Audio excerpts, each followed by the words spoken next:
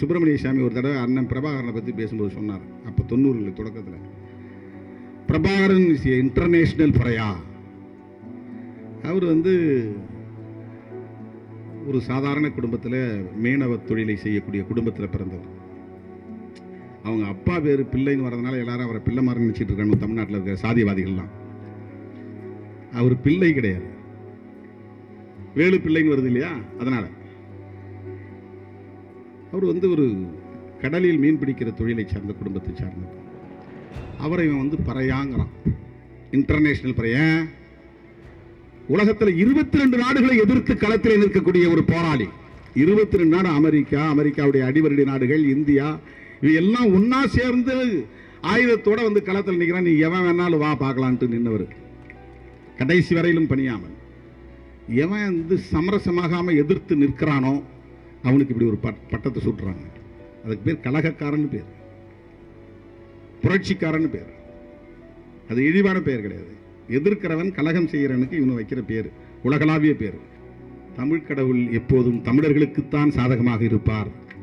சமஸ்கிருதவாதிகளுக்கு, சமஸ்கிருதமயமாக இங்கே அரசியலை செய்யக்கூடியவர்களுக்கு ஒருபோதும் அவர் துணை போக மாட்டார். முருகன் பெயரால் இந்த மண்ணில், அறுபடை வீடு முருகன் பெயரால் இந்த மண்ணில் வன்முறையை தூண்ட பார்க்கிறார்கள். இங்க ராமர் பெயர் சொன்னா எடுபடாதுன்னு உங்களுக்கு தெரியும்.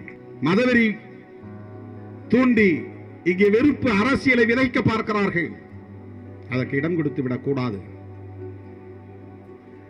பிஜேபி காரன் மதத்தை புண்படுத்தி விட்டார்கள் என்று விஜயை எதிர்த்து போராடுவதும், விஜய சேதுபதியை எதிர்த்து போராடுவதும், சூர்யாவை எதிர்த்து போராடுவதும், சூர்யாவின் மனைவியை எதிர்த்து போராடுவதும், இன்னைக்கு திருமாவளவனை எதிர்த்து போராடுவது. நீ என்ன சமூக நீதிக்காக போராடி இருக்கிறாய்? மக்களுடைய உரிமைகளுக்காக போராடி இருக்கிறாய். பெண்கள் மட்டும்தான். ஒரு 10 ஆண்டு ஒரு தலைமுறை இந்தியாவை புரட்டி போடுகிற தலைமுறை உருவாகிவிடும்.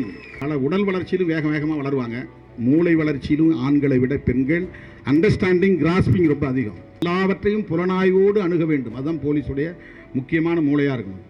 ஒருத்தர் ஆன்லைனில் போட்டாராம், இவர் அந்த 40 செகண்ட் வீடியோவை கேட்டாராம், திருமாவளவன் குற்றவாளின்னு கேஸ் போட்டாராம்.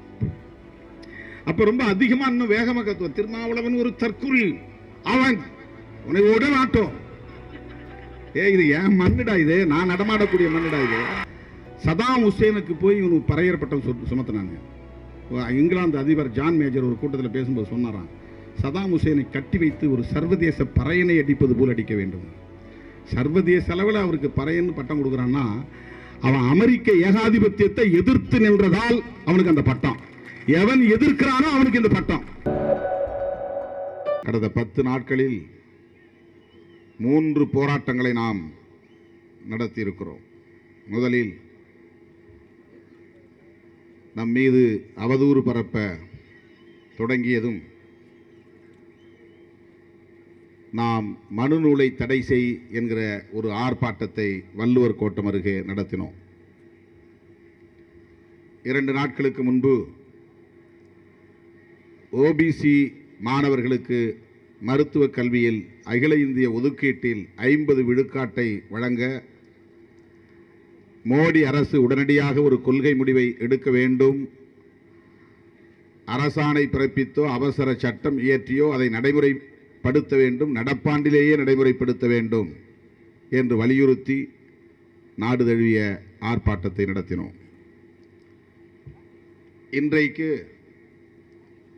தமிழகத்தை வன்முறை காடாக்குவதற்கு சதி திட்டம் தீட்டிக் கொண்டிருக்கிற சனாதன சமூக விரோதிகளை கைது செய்ய வலியுறுத்தி நாம் கூடியிருக்கிறோம். எல்லோரும் தேர்தலுக்காக தயாராகி கொண்டிருக்கிற நேரத்தில் நாம் மாற்றத்திற்காக போராடி கொண்டிருக்கிறோம்.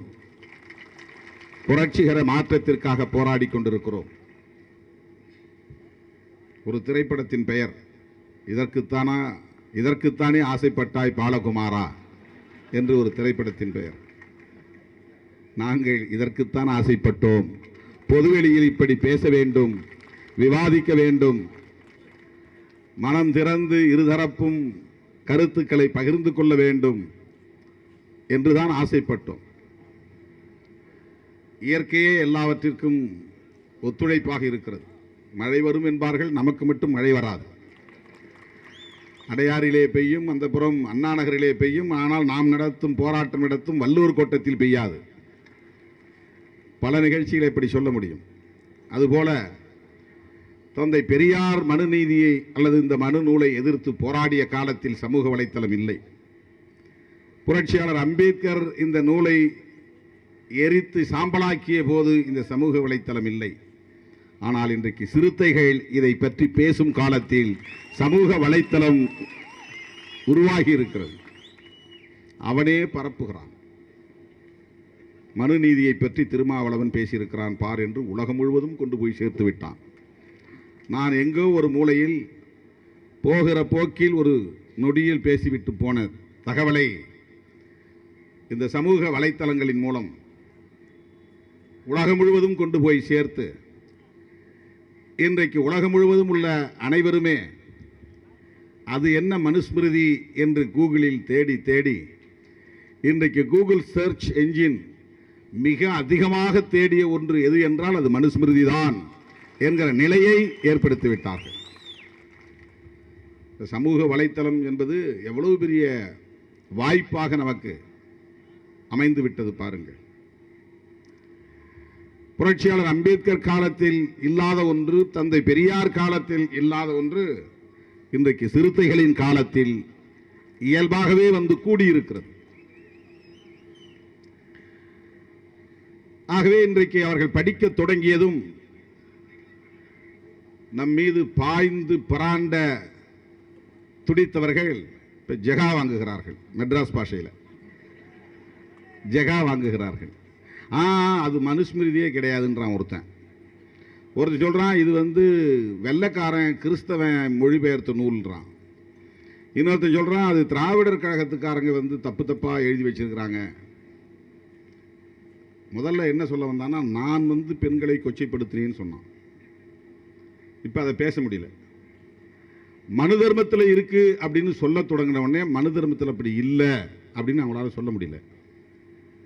உடனே என்ன பின்வாங்கி பேசுகிறான்னா அந்த மனு தர்மம் உண்மையான ஒரிஜினல் வெர்ஷன் இல்லைன்றான்.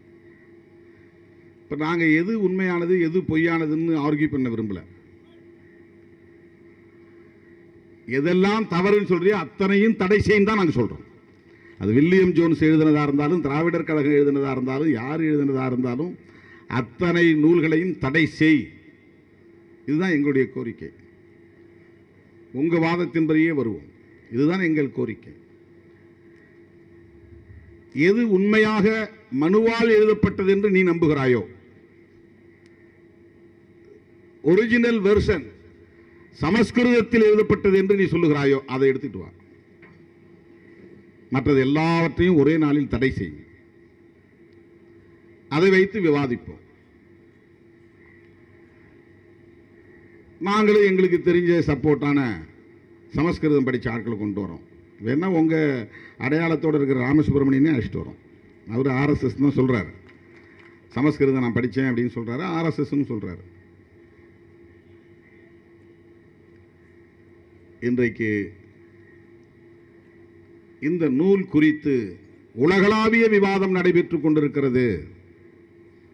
சமூக வலைத்தளங்களில் அது விவாதிக்கப்படுகிறது. அதைத்தான் நாம் விரும்புகிறோம். இதைத்தான் நாம் எதிர்பார்த்தோம். இது விவாதிக்கப்படாமலேயே பல தலைமுறைகள் கடந்து வந்து விட்டோம். ஆனால் வரலாற்றில் இது நடந்திருக்கிறது, நடக்காமல் இல்லை. மகான் கௌதம புத்தரே இந்த மனுஸ்மிருதிக்கு எதிராகத்தான் தோன்றினார்.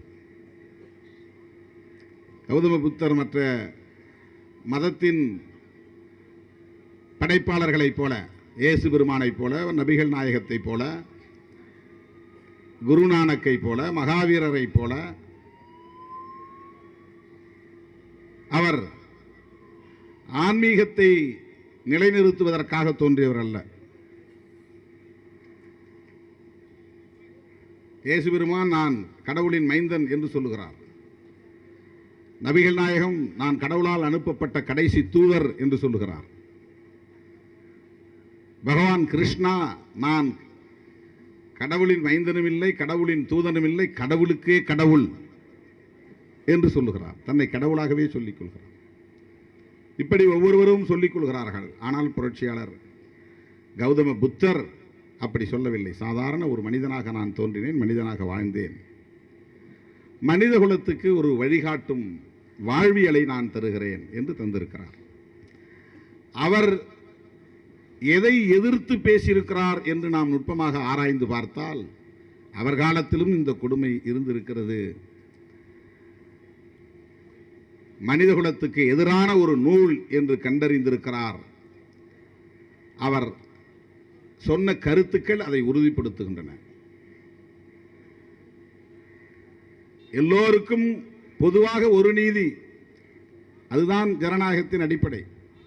ஆனால் குலத்துக்கு ஒரு நீதி, அதுதான் மனு தர்மத்தின் அடிப்படை. குலத்துக்கு ஒரு நீதி,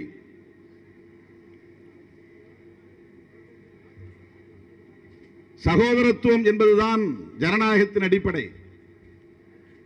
நீ வேறு நான் வேறு, நான் உயர்ந்தவன் நீ தாழ்ந்தவன் என்கிற இடத்திலே ஜனநாயக சகோதரத்துவம் இல்லை.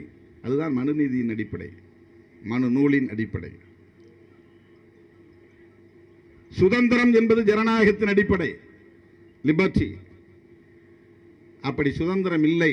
பெண்ணாக பிறந்தவள் ஆணுக்கு கட்டுப்பட்டவள் தான். பெண்ணுக்கென்று தனி விருப்பம் எதுவும் இருக்க முடியாது, இருக்கக்கூடாது. ஆண் என்ன விரும்புகிறானோ அதை செய்வதற்கு படைக்கப்பட்டவள் தான் பெண்.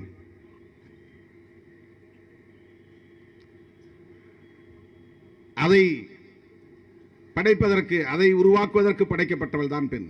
ஆண்களின்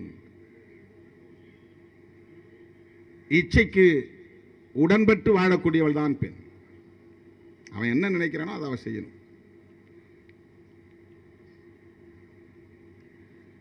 ஆகவே சுதந்திரத்தை மறுப்பது மனுநூல். சுதந்திரம் தான் ஜனநாயகத்தின் அடிப்படை. சமத்துவத்தை மறுப்பது மனுநூல். பரப்பால் உயர்ந்தவன் தாழ்ந்தவன் உண்டு, எல்லோரையும் விட உயர்ந்தவன் பிராமணன், அடிநிலையில் கிடப்பவன் சூத்திரன். பிராமணனும் சத்திரியனும் சமமில்லை, சத்திரியனும் வைசியனும் சமமில்லை, வைசியனும் சூத்திரனும் சமமில்லை. ஏன் பிராமண வர்ணத்திலேயே ஐயரும் ஐயங்காரும் சமமில்லை.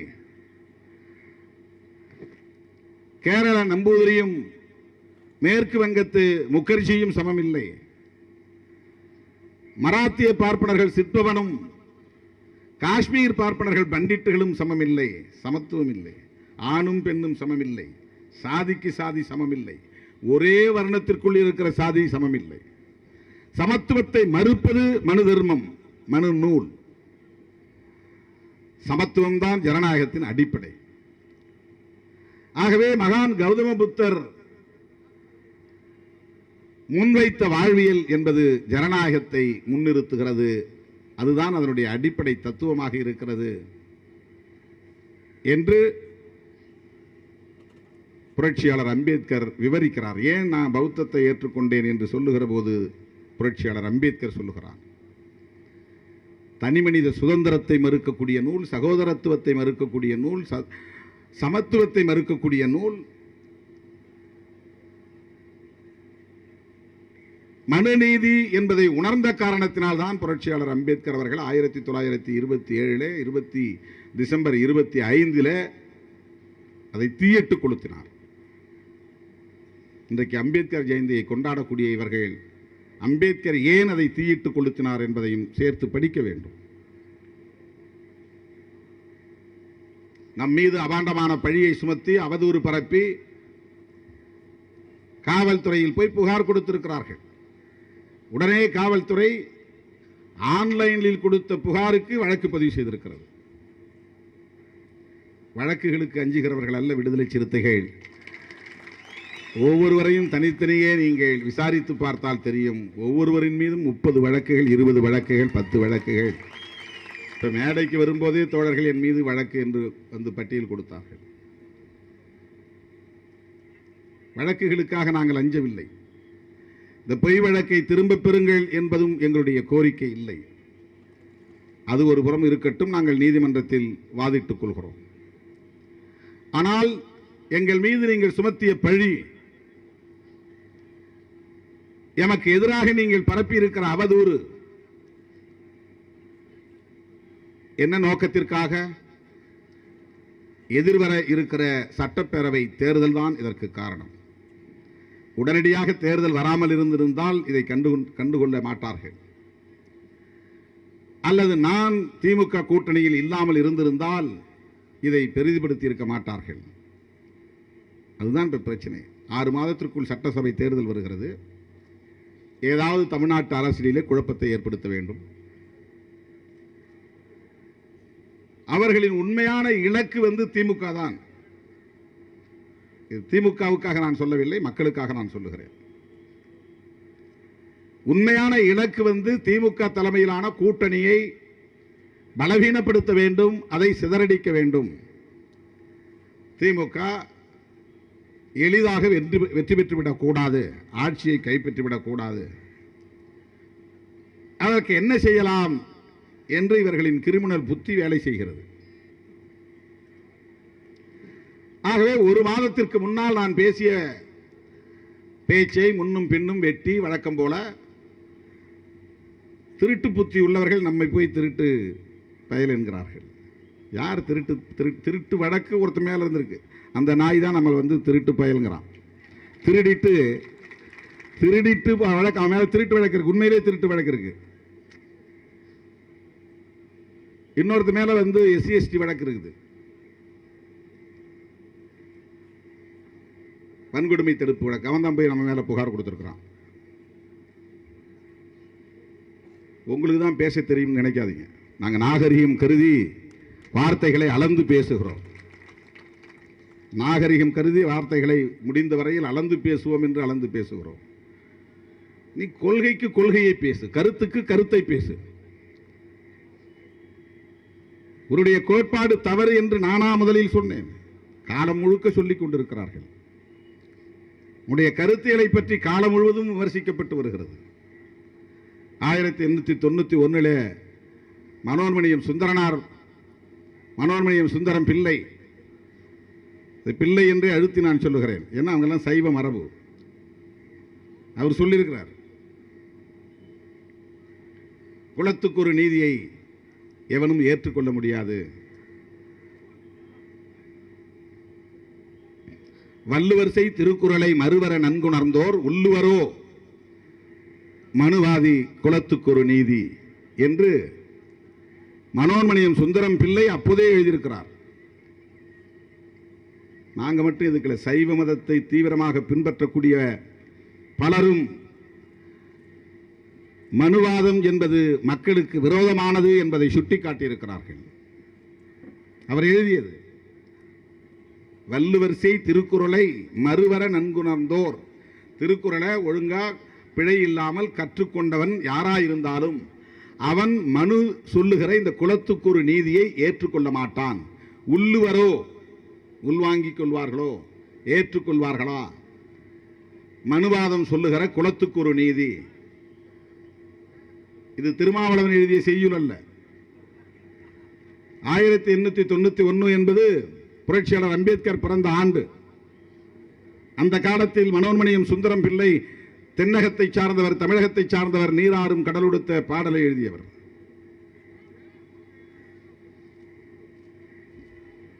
ஏன் திருக்குறள் இந்த மனு நீதிக்கு அல்லது மனு நூலுக்கு எதிராக எழுதப்பட்ட நூல் என்பதுதான் பல வரலாற்று ஆய்வாளர்களின் கருத்து. எனவே இந்த விமர்சனம் என்பது விடுதலை சிறுத்தைகள் தான் முதலாக தொடங்கி இருக்கிறார்கள் என்று இல்லை. ஆனால் விடுதலை சிறுத்தைகள் உண்மையாய் புரட்சியாளர் அம்பேத்கரின் பிள்ளைகளாய், தந்தை பெரியாரின் சீடர்களாய் களத்திலே நிற்கிறோம். அதனால் பேசுகிறோம். எங்களுக்கு அரசியல் தான் முக்கியம், தேர்தல் தான் முக்கியம், வாக்கு வங்கி தான் முக்கியம் என்றால் இதை பற்றி நாங்கள் பேசாமல் ஒதுங்கி போகலாம். அது முக்கியம் இல்லை என்று நான் சொல்லவில்லை, முக்கியம்தான். ஆனால் அதைவிட பன்மடங்கு முக்கியத்துவம் வாய்ந்தது இதுதான். புரட்சியாளர் அம்பேத்கரின் ஒட்டுமொத்த வாழ்க்கையும் இதை எதிர்த்துதான், இதை எதிர்த்து போராடித்தான் கடந்திருக்கிறது. தந்தை பெரியாரின் போராட்டமும் அதுதான். கடந்த செப்டம்பர் மாதம் 27ஆம் தேதி ஒரு இணைய வழி கருத்தரங்களை பேசுமாறு என்னை தோழர்கள் அழைத்தார்கள். எனக்கான நேரம் எது என்று மட்டும் கேட்டேன். 2 நாள் நடைபெற்ற அந்த கருத்தமர்வில் எனக்கான நேரத்தை சொன்னபோது நான் இடையிலே அந்த இணையத்தில் போய் இணைந்து கொண்டேன். தலைப்பு பெரியாரன் இந்தியன் பாலிடிக்ஸ், இந்திய அரசியலும் பெரியாரும். என்ன பேச வேண்டும்? சோஷியல் ஜஸ்டிஸ், ஃபெமினிசம், எது வேண்டுமானாலும் பேசுங்கள். எனவே நான் பேசினேன். தந்தை பெரியாரை பற்றி பேசுகிற போது மனுஸ்மிருதியை பற்றி பேசாமல் கடந்து போக முடியாது. கடவுளை எதிர்க்க வேண்டும் என்பதல்ல பெரியாரின் நோக்கம், பிராமணர்களை வெறுக்க வேண்டும் என்பதல்ல பெரியாரின் நோக்கம், மனுஸ்மிருதியை தோலுரிக்க வேண்டும் என்பதுதான் பெரியாரின் நோக்கம். ஏன் இன்றைக்கு நாம் பார்க்கிற இந்த சமூக கட்டமைப்பு மனுஸ்மிருதியை நடைமுறைப்படுத்தியதால் உருவாக்கப்பட்டது. மனுஸ்மிருதியை நடைமுறைப்படுத்தியதால் உருவாக்கப்பட்டது. கடந்த காலங்களில் இந்த நாட்டை ஆண்டவர்கள், மன்னர்கள் மனுஸ்மிருதியை சட்டமாக ஏற்றுக்கொண்டு அதன் அடிப்படையில் தான் ஆட்சி புரிந்திருக்கிறார்கள். ஆட்சி நிர்வாகம் இருந்திருக்கிறது. கோவிலின் கருவறையில் இருந்து தமிழை தூக்கி எறிந்து விட்டார்கள். மாறாக சமஸ்கிருதத்தை புகுத்தினார்கள் மன்னர்களின் துணையோடு. இன்றைக்கு வேல் யாத்திரை புறப்படுகிறார்கள். வேல் என்றால் யாரை குறிக்கும்? முருகனை குறிக்கும். முருகன் கையில் இருப்பதுதான் வேலாயுதம். அவன் தமிழ் கடவுள் இவர்கள் சொல்லுகிறார்கள். சிவனுக்கும் பார்வதிக்கும் பிறந்தவர்கள். அந்த வரலாற்றுக்குள்ளே நான் நுழைய விரும்பவில்லை. அந்த கேள்வியை நாம் தொடுத்தால் அது மணிக்கணக்கிலே நீளும். சிவனே தமிழ் சங்கத்தினுடைய தலைவன் என்றுதான் சொல்லப்படுகிறது. சிவன் ஒருவன் இருந்தான், அவன் தமிழ்ச்சங்கத்தின் தலைவனாக இருந்தான். அவன்தான் இந்த ஆயுர்வேத வைத்தியத்தை கூட உலகுக்கு வழங்கியவன் என்றெல்லாம் சொல்லப்படுகிறது. அவர்களின் புராண கதைகளுக்குள்ளே நான் நுழைய விரும்பவில்லை. அந்த பழனி கோவிலில் காலம் காலமாக தமிழில் தான் வழிபாடு நடந்தது. ஏன்னா தமிழ் கடவுளுக்கு தமிழ் தானே தெரியும். எப்படி தமிழ் கடவுளுக்கு சமஸ்கிருதத்தை போய் சொல்ல முடியும்? ஒரு முறை திருமலை நாயக்கர் மன்னருடைய அரசவையிலே இருந்த ஒரு ஐயர், ராமப்பையர் என்று அவருடைய பெயர், அவர் பழனி முருகனை சாமி கும்பிட போயிருக்கிறார். அங்கே போனால் அங்கே தமிழில் வழிபாடு நடக்குது, சமஸ்கிருதம் இல்லை. அவருக்கு ஆத்திரம் வந்தது.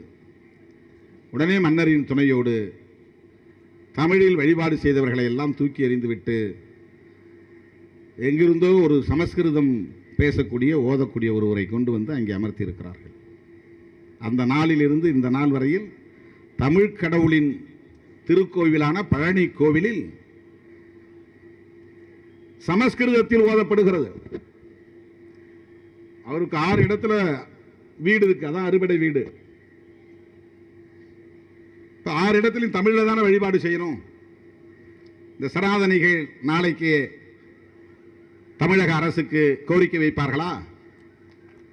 முருகன் கோவில் உள்ள இடங்களில் எல்லாம் தமிழில் தான் வழிபாடு செய்ய வேண்டும் என்று தோழர் ரவிக்குமார் அவர்கள் ட்வீட் போட்டிருக்கிறார். விடுதலை சிறுத்தைகள் முன்மொழிகிறோம்.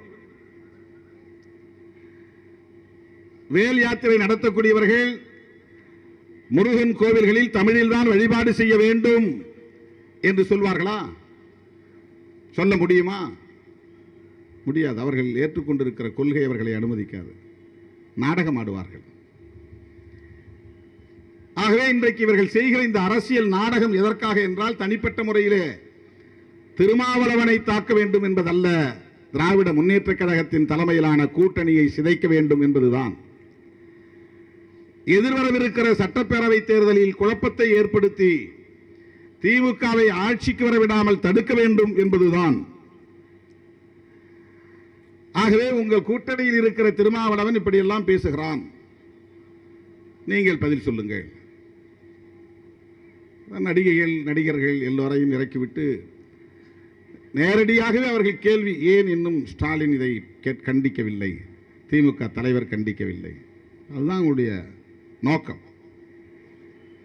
திராவிட முன்னேற்ற கழகமாக இருந்தாலும், காங்கிரஸ் பேர் இயக்கமாக இருந்தாலும், இடதுசாரிகளாக இருந்தாலும் கூட்டணியில் இருக்கிற காரணத்தால் திருமாவளவனை ஆதரிப்போம் என்று யாரும் ஆதரிக்கவில்லை. திருமாவளவன் பேசிய பேச்சும் அதையொட்டி இவர்கள் பரப்புகிற அவதூறும் எப்படிப்பட்டது என்பதை நன்றாக புரிந்து கொண்டு எதற்காக இந்த சதி வேலைகளை எல்லாம் இவர்கள் செய்கிறார்கள் என்பதை உணர்ந்து கொண்டு ஒவ்வொருவரும் தனிப்பட்ட முறையிலே அவர்களை கண்டித்து அறிக்கை வெளியிட்டனர். அந்த அறிக்கையை படித்தால் புரியும். வெறுமன திருமாவளவனுக்கு ஆதரவாக ஒப்புக்கு பேசுவோம் என்று பேசவில்லை. திமுக அறிக்கையும் படித்து பாருங்கள், கம்யூனிஸ்ட் கட்சிகளின் அறிக்கையும் படித்து பாருங்கள். மனநீதி இங்கே என்ன செய்து கொண்டிருக்கிறது என்பதை தோலுரித்து காட்டி நீங்கள் செய்கிற கிரிமினல் புத்தி இதுதான் என்பதையும் அம்பலப்படுத்தி கண்டித்திருக்கிறார்கள். ஆகவே இங்கு உள்ள ஒவ்வொருவருமே, இந்த கட்சிகளின் தலைவர்கள் ஒவ்வொருவருமே கொள்கை புரிதல் உள்ளவர்கள். எனவே உங்களால் குழப்பத்தை ஏற்படுத்த முடியாது. கொள்கை புரிதல் இல்லை என்றால் குழப்பத்தை உருவாக்க முடியும், கூட்டணிக்குள்ளே குழப்பத்தை உருவாக்க முடியும். நாங்கள் என்ன பேசுகிறோம், அதை ஏன் இந்த நேரத்தில் எடுத்தார்? இந்த நேரத்தில் தேர்தலுக்காக நம்ம எடுக்கல, தனியாக இப்படி ஒரு கூட்டத்தில் பேசல, அல்லது எங்கோ ஒரு இடத்துல பேட்டியை கொடுக்கல. ஒரு கருத்தரங்கம், பெரியார் அண்ட் இந்தியன் பாலிடிக்ஸ் கருத்தரங்கத்தில் பேச சொன்னாங்க, நான் பேசினேன். இப்போ முன்ன பின்ன வெட்டிய பிறகு இந்த ஒரு 40 நொடியை நீ கொடுக்கும்போது எந்த பெண்ணா இருந்தாலும் அதை கேட்டால் ஆத்திரப்படத்தான் செய்வார்கள். என்னுடைய தாயா இருந்தாலும் தமக்கையா இருந்தாலும் அந்த ஒரு வரியை கேட்டால் ஆத்திரப்படத்தான் செய்வார்கள். ஆனால் அந்த கிரிமினல் புத்தி உள்ளவர்களுக்கு அந்த ஆஸ்பர் சனாதன தர்மா அப்படின்னு சொன்ன பாருங்க, அந்த வார்த்தை கட் பண்ணலாம. கிரிமினல் எப்போதும் ரொம்ப உஷாரா இருக்க முடியாது. எங்கேயாவது ஒரு இடத்துல அவனுக்கு சறுக்கும். அங்கதான் சறுக்கிச்சு அந்த கிரிமினல்களுடைய சதி வேலையில். அவன் வெறுமனே நான் பேசினது அந்த முதல் வரியோடு நிறுத்திட்டு ஆஸ்பர் தர்மாங்கிற இடத்துல ஒரு கேப் விடுறேன். இந்த ஆஸ்பர் சனாதன தர்மா அப்படின்னு சொல்ற இடத்த ஆஸ்பர் சனாதன தர்மாங்கிறதையும் கட் பண்ணியிருந்தான்னு வச்சுங்களேன், அது இன்னும் அவங்களுக்கு பாசிட்டிவாக போயிருந்துடும். ஆண்டவன் அவர்களுக்குத்தான் எதிராக இருக்கிறான், அவனை படைத்த கடவுளே அவனுக்கு எதிராக இருக்கிறான். நீ செய்யறது சதி இல்லை, சரியில்லை, நீ சதி செய்கிற அப்படின்னு. இப்போ அதை கேட்குறவங்களுக்கு என்னன்னா, ஆஸ்பர் சனாதன தர்மான் தானே திருமாவளவன் சொல்றாரு, அப்படின்னா கோட் பண்ணியிருக்கிறாரு, அவருடைய கருத்தா சொல்லலையே, அதை டிஃபெண்ட் பண்ண முடியல. இப்போ அவனால் அதை அவன் சாதிக்க முடியல, சமாளிக்க முடியல. உடனே இப்படி தான் இவன் பேசிகிட்டே இருக்கிறான், அந்த காலத்திலிருந்து இந்த காலம் வரலும் பேசிக்கிட்டே இருக்கிறான்னா, ஆமாம் எனக்கு வலிக்குது. நான் எந்த சமூகத்தில் இருக்கிறேனோ, எந்த சமூகம் என்னை காயப்படுத்துகிறதோ, எனக்கு வலியை தருகிறதோ, அதைத்தான் நான் பேச முடியும். என்னை அடிக்கிறவன் பற்றி தான் நான் புகார் சொல்ல முடியும். அவன் மேலே ஏன் புகார் கொடுக்கல, இவன் மேலே ஏன் புகார் கொடுக்கணும், இவன் தான் என்னை அடித்தான், இவன் மேலே தான் புகார் கொடுக்க முடியும். ஏன் நீ கிறிஸ்தவத்தை பற்றி பேச மாட்டேன்கிறாய், இஸ்லாத்தை பற்றி பேச மறுக்கிறாய், வேறு மதங்களை பற்றி பேச மறுக்கிறாய்? நான் என்ன கிறிஸ்தவனா என்ன, நான் முஸ்லீமா என்ன? அதில் இருக்கிறது எனக்கு எப்படி தெரியும்? இந்த சமூகத்தில் எனக்கு ஒரு அடையாளம் இருக்கிறது. எப்படி புரட்சியாளர் அம்பேத்கர் அவர்கள் பிறக்கும் போது நான் இந்துவாக பிறந்திருக்கலாம், இந்த சமூகம் எனக்கு ஒரு இந்து முத்திரையை குத்தி இருக்கிறது, எனக்கு ஒரு சமூக அடையாளம் இருக்கிறது என்று சொன்னாரோ, அப்படி எனக்கு ஒரு சமூக அடையாளம் இருக்கிறது. தந்தை பெரியார் இந்துவாக இருந்த காரணத்தினால் தான் அதை விமர்சிக்க முடிந்தது. ஆக எந்த சமூக வாழ்க்கை எனக்கு வலியை தருகிறதோ அந்த சமூகத்தை பற்றித்தான் நான் பேச முடியும். ரொம்ப புத்திசாலித்தனமா இவங்க அரசியல் செய்யறாங்களாம். இவர் ஏன் கிறிஸ்தவத்தை படிக்க மாட்டேங்கிறார், ஏன் அதை நான் படிக்கணும், என்ன தேவை எனக்கு இருக்கு? இஸ்லாத்தில் இல்லையா, உலகம் முழுக்க இருக்கலாம், எல்லா இடங்களிலும் ஆண் பெண் வேறுபாடுகள் இருக்கு, இல்லைன்னு நம்ம சொல்லலை. எனக்கு ஏற்படுகிற வழியில் இருந்து நான் பேசுகிறேன். காலம் காலமாக இத்தனை தலைமுறைகள் கடந்து வந்திருக்கிறோமே, வாழிடங்கள் தனித்தனியாக இருக்கின்றனவே. இந்த வாழிடங்கள் ஏன் தனித்தனியாக இருக்கின்றன? அக்ரஹாரம் என்பது பிராமணர்கள் வசிக்கிற இடம், ஊர்திரி என்பது சாதி இந்துக்கள் வசிக்கிற இடம், காலனி என்பது தலித்துகள் வசிக்கிற இடம் என்று தனித்தனியே இந்த வாழிடங்களை பிரித்து வைத்தது யார்? இதை கண்டு கொதிப்படைந்திருக்க வேண்டாமா? ஆத்திரப்பட்டிருக்க வேண்டாமா? தனித்தனி சுடுகாடுகள் இருக்கின்றனவே, இந்த சுடுகாடுகளை தனித்தனியாக அமைத்தது யார்? எதன் அடிப்படையில் அமைக்கப்பட்டது? இதை கண்டு நீ நேர்மை திறமுள்ளவனாக இருந்தால் இதை கண்டு கொதித்திருக்க வேண்டாமா? ஆதிசங்கரருக்கே நான் கேட்கிறேன், அவருக்கு ஞானம் பிறந்ததே ஒரு புலையனால் தான் என்று சொல்லுகிறார்கள். அவர் ஒரு முறை குளிச்சுட்டு வெளியே வந்தார், ஆற்றுல நடந்து வந்துகிட்டு இருக்கும்போது எதிரில் ஒருத்தனை பார்த்துருக்காரு. அங்கே வந்து கேரளாவில் புலையன்னு சொல்லுவாங்க. தீண்டப்படாதவர்களில் பல சாதிகள் உண்டு, அதிலே ஒரு சாதி புலையன். அவனை பார்த்து தீட்டுப்பட்டு போச்சு, உன்னை பார்த்ததுனால தீட்டுப்பட்டு போச்சுன்னு. இப்போ எதை கண்டு உனக்கு தீட்டுப்பட்டதுன்னு அவன் கேட்டிருக்கிறான். என் உடம்பை பார்த்தா, என்னுடைய ஆன்மாவை பார்த்தா எது உனக்கு தீட்டை உண்டாக்கிச்சுன்னு. அப்போ தான் அவருக்கே ஞானம் வந்துச்சான். ஓஹோ, உடல் வேறு ஆன்மா வேறு, ஆன்மாவுக்கு தீட்டா உடலுக்கு தீட்டான்னு கேட்டிருக்கிறான். ஆதிசங்கரருக்கே புத்தி சொன்னவன் புலையன் தான். ஆதிசங்கரருக்கே ஞானம் வருவதற்கு கேள்வியை எழுப்பியவன் இந்த மண்ணின் மைந்தன் தான், ஆதிக்குடிதான். ஆதிக்குடிதான். ஓன் தர்ம நூல்கள் தான் சொல்லுகிறது, சாஸ்திரங்கள் தான் சொல்லுகிறது. இந்த வேறுபாடுகளை, இந்த முரண்பாடுகளை உருவாக்கியது எந்த கோட்பாடு? அதுதானே பிரச்சனை. நீ கோட்பாட்டை பார்க்காம வெறும் பிரச்சனையை மட்டும் பார்க்கிற. எல்லா பிரச்சனைகளுக்கு பின்னாலும் ஒரு அமைப்பு முறை இருக்கிறது, எல்லா அமைப்பு முறைக்கு பின்னாலும் ஒரு கோட்பாடு இருக்கிறது. சாதி சண்டைகள் நடப்பதற்கு இங்கே இருக்கிற சமூக அமைப்பு தான் காரணம். பெண்கள் ஒடுக்கப்படுவதற்கு இங்கே இருக்கிற சமூக அமைப்பு தான் காரணம். கல்வி மறுக்கப்பட்டதற்கு இந்த சமூக அமைப்பு தான் காரணம். ஆணவ கொலைகள் நடப்பதற்கு இந்த சமூக அமைப்பு தான் காரணம். இப்படி ஒரு சமூக அமைப்பு இங்கே உருவாவதற்கு மனுஸ்மிருதி என்கிற கோட்பாடு தான் காரணம். ஆகவேதான் நாம் அதை விமர்சிக்க வேண்டிய தேவை வருகிறது. புரட்சியாளர் அம்பேத்கரின் வழியில், தந்தை பெரியாரின் வழியில். எங்களுக்கு தனி வழின்னு ஒன்று கிடையாது. எங்கள் வழி அம்பேத்கர் வழி, எங்கள் வழி பெரியார் வழி, எங்கள் வழி சமூக நீதி வழி, எங்கள் வழி சமத்துவ வழி. சமத்துவத்தை நோக்கி போறோம், அதுதான் எங்களுடைய வழி. உனக்கு அதெல்லாம் என்னன்னு தெரியாது, நீ சேஃபான இடத்துல உட்கார்ந்துருக்கிற.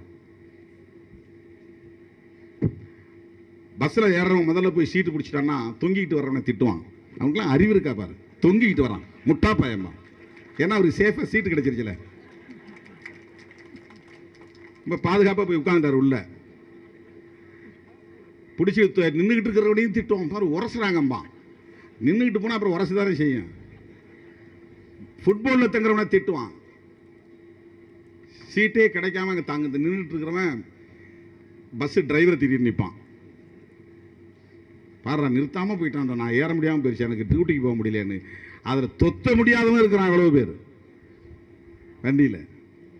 ஆகவே இவங்க ரொம்ப சேஃபாக போய் உட்காந்துக்கிட்டாங்க.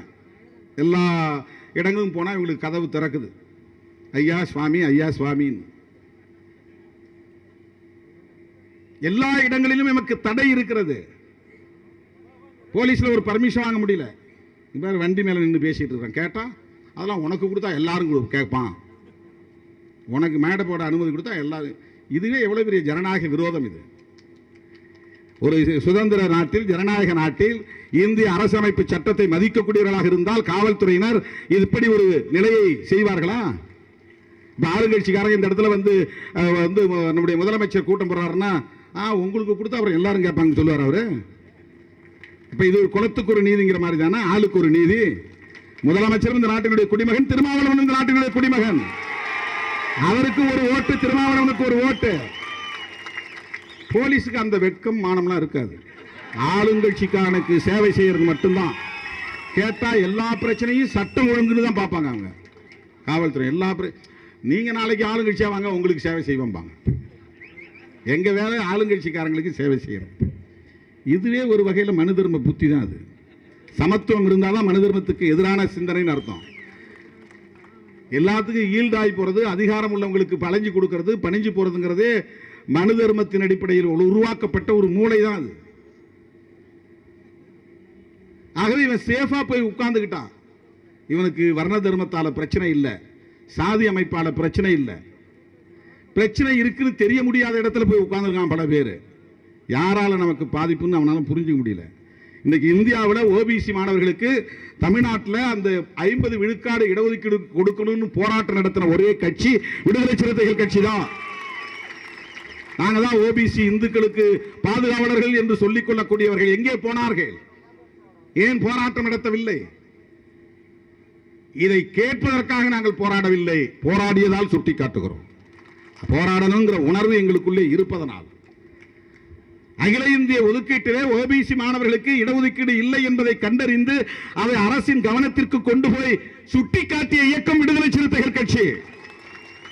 எஸ்சி எஸ்டிக்கு தான் கிடைச்சிருச்சு. நான் ஏன் அதை பற்றி பேசணும்னு போனா இல்லையா? ஏன்னா உனக்கு இருக்கிற சாதி புத்தி எனக்கு கிடையாது. நான் என் ஜாதிக்கு தான் வேலை செய்வேன், என் ஜாதிக்கு தான் வேலை செய்யணும், பொய்யாலாம் நான் பேச மாட்டேன். எல்லோருக்கும் யாரெல்லாம் நீதி மறுக்கப்பட்டவர்களோ அவர்களுக்கெல்லாம் குரல் கொடுப்பதுதான் சிறுத்தைகளின் அரசியல். நீ எனக்கு ஓட்டு போடு, ஓட்டு போடாம போ, நீ கீழ் சாதின்னு சொல்லு, மேல் சாதின்னு சொல்லு, ஐ டோன்ட் கேர். நீ சொல்றதுனால நான் கீழ் சாதி ஆக மாட்டேன். எனக்கு சாதிங்கிற அமைப்பின் மீதே நம்பிக்கை இல்லை, அப்புறம் என்ன மேல் சாதி கீழ் சாதி? என்னை பொறுத்தவரையில் சாதியின் மீது நம்பிக்கை இல்லை, சாதி உடன்பாடு இல்லை. எனவே அது என்னுடைய மூளையில் இல்லை. எனவே நீ என்னை எதை சொன்னாலும் அது என்னை ஒன்றும் பண்ணாது.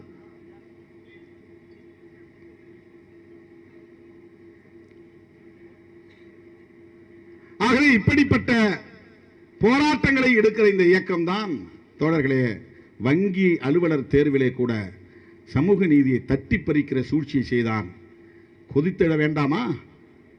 ஓபிசி தலைவர்கள், சாதி சங்க தலைவர்கள், சாதி பெருமை பேசுகிற தலைவர்கள், வங்கி அலுவலர்களுக்கான தேர்வு நடக்கிறது.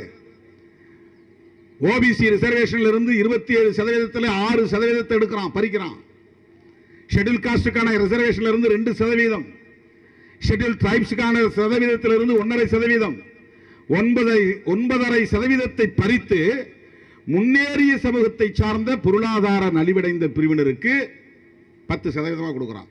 ஜெனரல் கேட்டகரியில இருந்து ஒரு 0.5, இவங்கள்ட்ட இருந்து ஒரு 9.5, 10% கொடுக்கிறான்.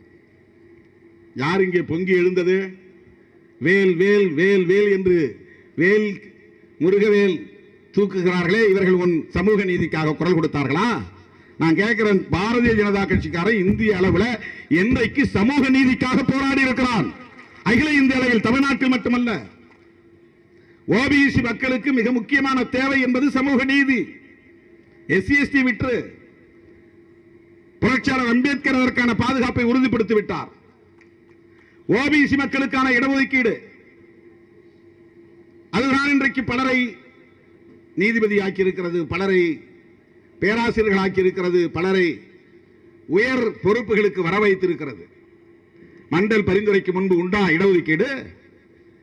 மண்டல் பரிந்துரையை நடைமுறைப்படுத்த வேண்டும் என்று முனைந்த போது, அதை அறிவித்த போது, அதை எதிர்த்து இந்தியாவில் போராட்டம் நடத்தியது யார்? அவன் அல்லவா உன்னுடைய முதல் எதிரி. ஓபிசி இந்து சகோதரர்களை பார்த்து கேட்கிறேன், வரலாறு படிக்காதவர்களுக்கு நான் சுட்டிக்காட்டுகிறேன், வரலாறு அறியாதவர்களுக்கு நான் இந்த இடத்தை நினைவுபடுத்துகிறேன். விபி சிங் அவர்கள், சமூக நீதி காவலர் விபி சிங் அவர்கள் மண்டல் பரிந்துரையை நடைமுறைப்படுத்த ஆணை பிறப்பித்த போது அவருக்கு உற்ற துணையாய் இருந்தது மறைந்த ராம்விலாஸ் பாஸ்வான் என்கிற ஒரு தலித் தலைவர். அவர் எதிர்ப்பு தெரிவித்தாரா? அல்லது அகில இந்திய அளவில் எந்த ஒரு தலித் இயக்கமாவது ஓபிசிக்கு இடஒதுக்கீடு கொடுக்க கூடாது என்று குரல் கொடுத்ததா? எதிர்ப்பு தெரிவித்ததா? போராட்டம் நடத்தியதா? தமிழ்நாட்டில் விடுதலை சிறுத்தைகள் உட்பட மண்டல் பரிந்துரையை ஆதரித்தோம்.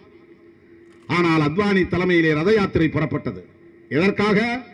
மண்டல் பரிந்துரையை நடைமுறைப்படுத்த கூடாது, 27% இடஒதுக்கீடு கொடுக்க கூடாது, அதை திரும்ப பெற வேண்டும். பாரதிய ஜனதா கட்சியின் தேசிய தலைவராக இருந்த அத்வானி எவ்வளவு பெரிய வன்முறையை வித்திட்டார். வட இந்திய மாநிலங்களில் எவ்வளவு ரத்த ஆறு ஓடியது. பல்கலைக்கழகங்களில் படித்துக் கொண்டிருந்த பிராமண சமூகத்தை சார்ந்த இளைஞர்கள், மாணவர்கள் எல்லாம் வீதிக்கு வந்தார்களே. வரலாறு காணாத ஒன்று அல்லவா? என்றைக்கும் வீதிக்கு வந்து போராடாத அவர்கள் ஓபிசி மாணவர்களின் இடஒதுக்கீட்டை எதிர்த்தல்லவா போராட்டம் நடத்தினார்கள், ரத்த யாத்திரையை நடத்தினார்கள். திருமாவளவனை எதிரி என்று காட்டும் ராமதாஸ் போன்றவர்கள் அத்வானியை அல்லவா எதிரி என்று காட்ட வேண்டும். திருமாவளவனா எதிரி? ஓபிசி மக்களுக்கு இடஒதுக்கீடு தர வேண்டும் என்று போராடிய திருமாவளவன் உங்கள் எதிரியா? இடஒதுக்கீடு தரக்கூடாது என்று இந்தியா முழுவதும் வன்முறையை வித்திட்ட அத்வானி உங்கள் எதிரியா? வங்கி தேர்விலே ஓபிசி மாணவர்களுக்கு, ஓபிசியை சார்ந்தவர்களுக்கு 6% பறித்துக் கொண்டதை கண்டித்து போராட்டம் நடத்தி அதை மீட்டு தந்த விடுதலை சிறுத்தைகள் உங்கள் எதிரியா? அதை பறித்துக் கொண்ட பிஜேபி உங்கள் எதிரியா? யார் எதிரி? இதை கூட தெரியாமல் நீங்கள் வேல் வேல் வால் வால்னு கத்திக் கொண்டிருக்கிறீர்கள். உன் கையில எதுக்கு அவன் வேலை கொடுக்குறான், சூலத்தை கொடுக்குறான்? உன் கையில திருக்குறள் கொடுக்குறான்னா சரி, உனக்கு படிக்கிறதுக்கான ஏற்பாட்டை செய்தால் சரி. கடந்த 2 வருஷத்துல இங்க ஒரு ஆள் வந்து அடி தொண்டையில கத்துவார். அவர் வந்து தன்னை ஊருக்கே ராஜான்னு நினைச்சிட்டு இருக்கிறார். ராஜான்னு பேர் வச்சிருந்தனால ராஜான்னு அவர் ஒரு கற்பனையில் மிதந்துட்டு இருக்கிறார். தான் சொல்றதெல்லாம் வந்து ஆணையா இங்க வந்து நடைமுறைப்படுத்தப்படணும். அவருக்கு என்னன்னா, இப்போ நேற்று வந்து ஒரு நடிகைக்கெல்லாம் இவ்வளவு முக்கியத்துவம் கொடுக்குறாங்க, நமக்கு முக்கியத்துவம் கிடைக்கலன்னு அடி தொண்டையில கத்துறாரு. திருமாவளவன் அவன் இவன் பேசினா அப்படியாவது நமக்கு வந்து ஊடகத்தில் ஒரு முக்கியத்துவம் கிடைக்கணும். எப்படியோ என்னை வச்சு புழைச்சிங்க. என்ன சொல்லி என்ன காட்டி தருமபுரியில் ஜெயிச்சார், மகனை ஜெயிக்க வச்சார். சரி, எனக்கு என்னால் கிடைத்தது, நான் பிளஸிங் பண்ணேன், நீ எப்படியாவது ஜெயிச்சுவாங்க. ஏன்னா எனக்கு அவர் சொன்ன குற்றச்சாட்டுக்கு சம்மந்தமே கிடையாது. திருமாவளவன் தான் திருமாவளவன் தான் திருமாவளவன் தான். சரி, என்னால் உங்கள் பழப்பு கிடைச்சா நல்லது தான். இப்போ என்னதான் அடித்தொண்டையில் கத்தினால ராஜா அவ்வளோதான், முடிஞ்சு போயிடுச்சு. ஸ்பென் ஃபோர்ஸ் தூக்கி போட்டாங்க.